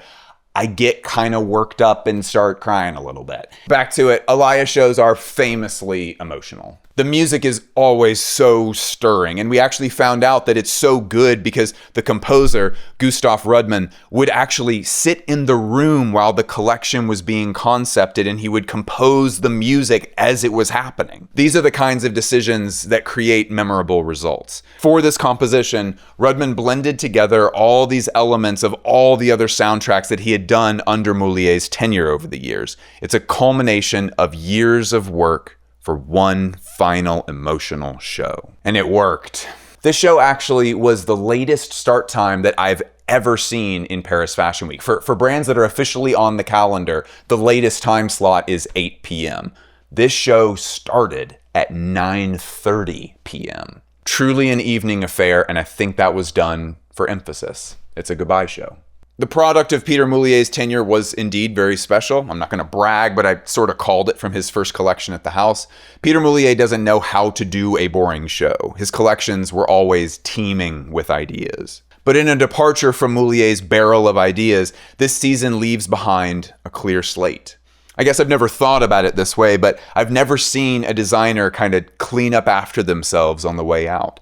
This last collection was more about clothes to wear, not for clothes for an image. So we started with the atelier and with the team with real clothes. What is a jacket? What is a dress? What is an Alaya dress?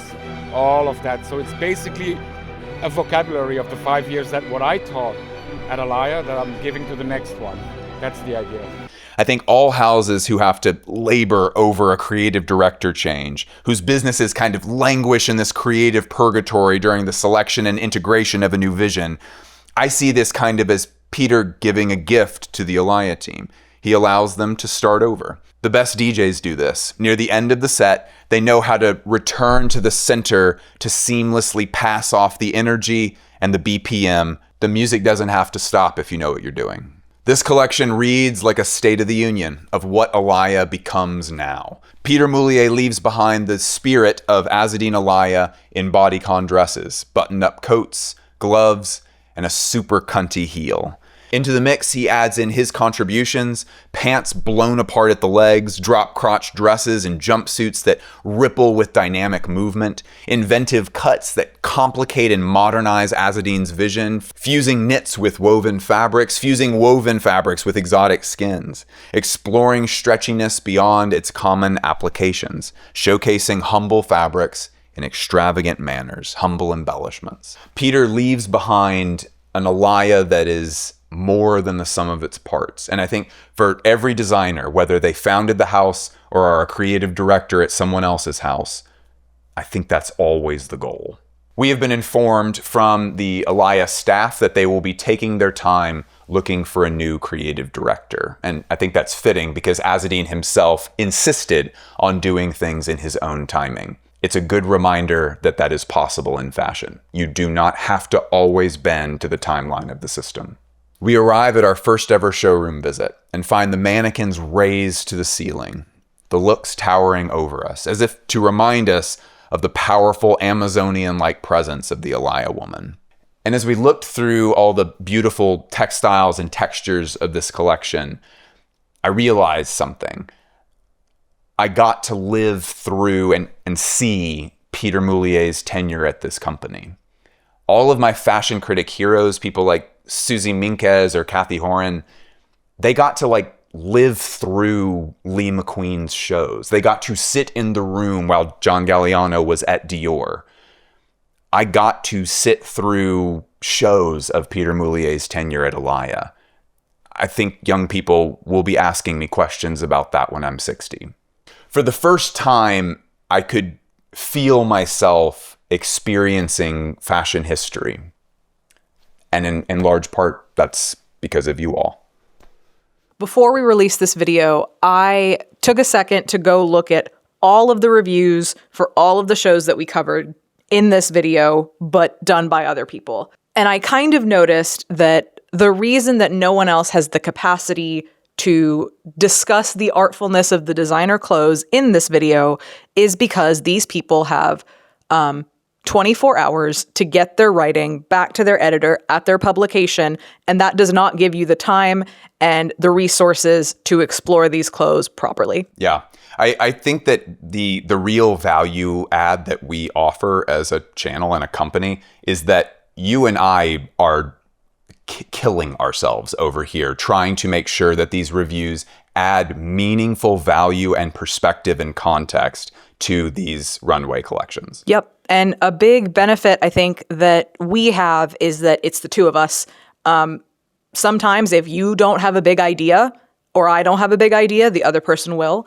That also means that we are able to make each review have visual impact instead of just reading words on a page without really understanding what it is that a reviewer is trying to communicate. We think that through the medium of video, we can make that explicitly clear to an audience of people who deeply care about this stuff. Yeah. And I do think that ultimately the goal is to create stuff that will be relevant to people who want to learn about fashion history 100 years from now. In 100 years after you and I are dead, people will be able to come back and use these videos as a way to be like, what was fashion actually like? Like, what was the real context in 2026 for this collection of shows? And that's why this video takes the work of 2 writers and the attendance of 2 people and 2 critics at the shows and a videographer to help us put it all together. Yeah. This would not be possible without multiple people's work and, as a result, multiple people's salaries. Yep.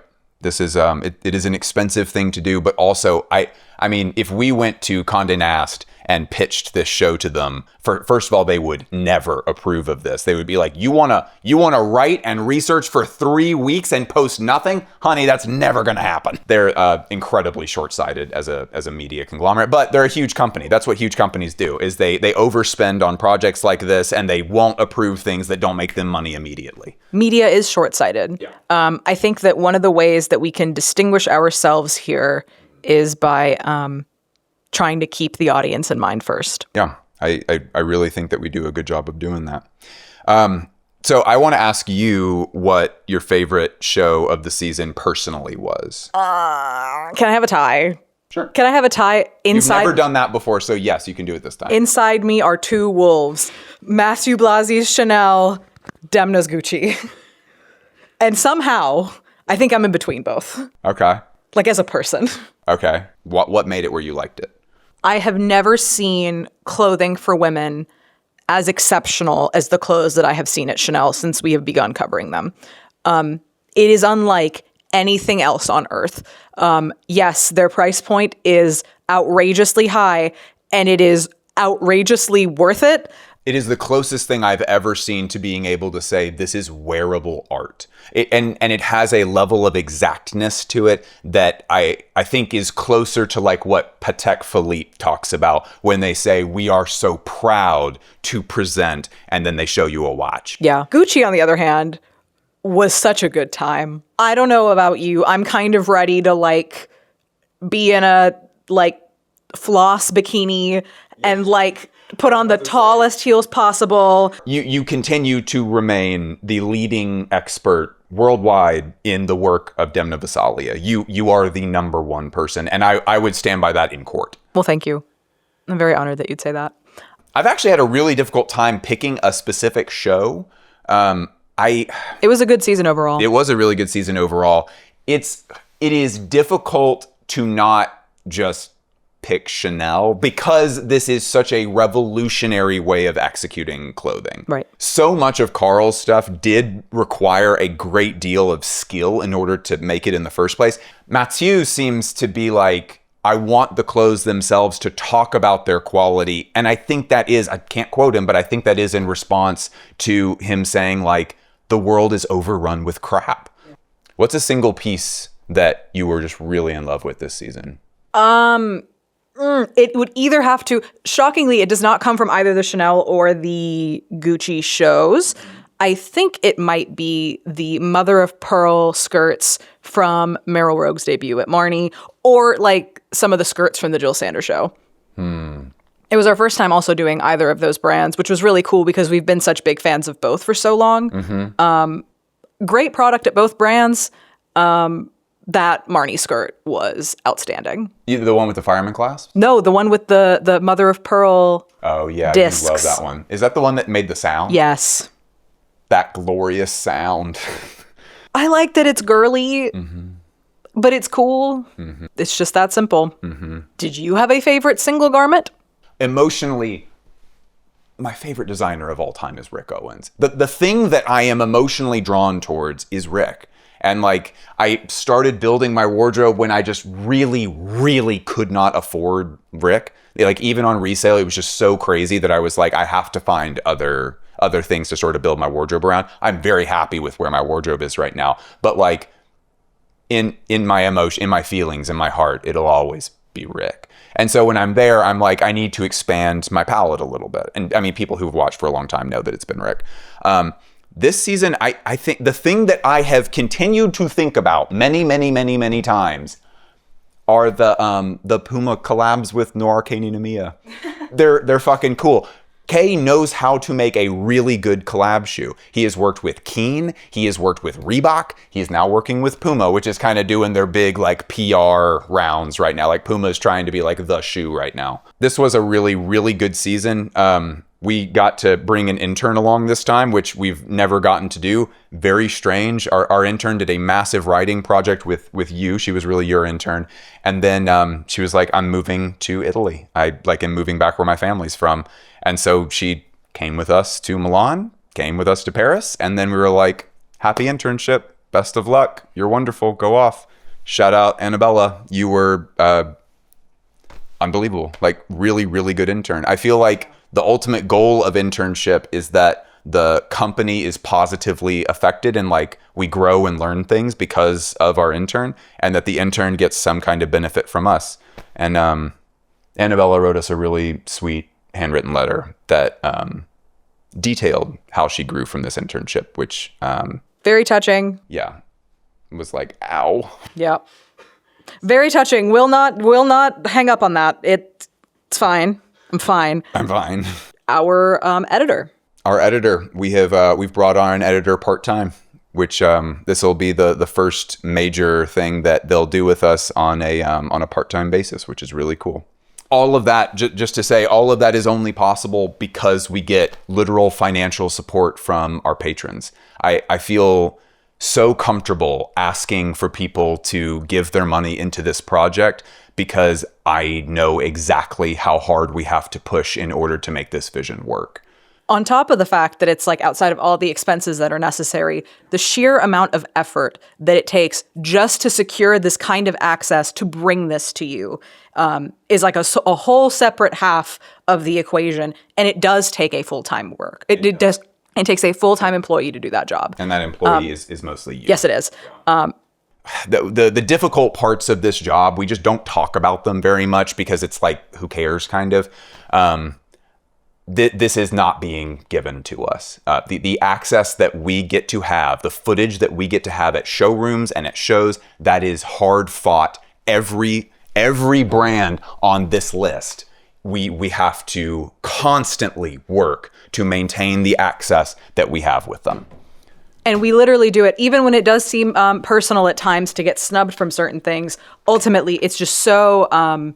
it feels so good to know that it just never has to be personal. Yep. That it's not that I myself would like the ego boost of having gone to something that they told me no to. It's that I am undercutting the audience that I really want to provide this for. Yep. So, I mean, folks, if this is beneficial to you, if you do feel like you are learning from it, if you watch it multiple times because it's energizing, if you're like working on a project or doing chores, if you are listening to this because you yourself want to do creative work in the future and you want to learn more about the mechanics of its execution, what makes something work, what makes something not work, support it. I know it always feels like on the internet, there's always something to replace it. Folks, I have looked. I was desperate for this kind of content when I was a much younger person. And then when I was 30, I just said, fuck it, I'm just going to start making it. And it's thankfully turned into this. And I'm so grateful that we have had the funds to turn it into this. Folks, it'll go away. I want this to be the rest of our lives. We certainly plan for this to be the rest of our lives. The timeline that we look at is very, very long term. It is up until retirement. But we cannot get there. There is no sugar daddy behind any of this. We promise to make it worth your while. We would like to grow the team to make this as excellent as it can possibly be so that we can continue to consistently provide you with the absolute highest quality of our writing, of our video production, of our ideas. We would like to keep growing. This is not an opportunity that we just want to, like, I guess, shelter just for us. We want to share it with the world. Go join the Patreon. That is how you keep this running. Go join the Patreon. Last but not least, what are you wearing? Oh, I have never gotten to do an outfit check before, and I would... Then please, madam, you first. I am wearing SHINYAKOZUKA pants. Shout out, Shinya. We've been wearing your pants for like years. I am wearing a La Mer long sleeve. I am wearing a Jill Sander cashmere sweater that I got from an estate sale for like $35, and I'm wearing an Hermes necklace. What are you wearing? I am wearing a Ralph Lauren. This is purple label, so it's like the designer version of Ralph Lauren. Is a paisley, completely wool button-up shirt.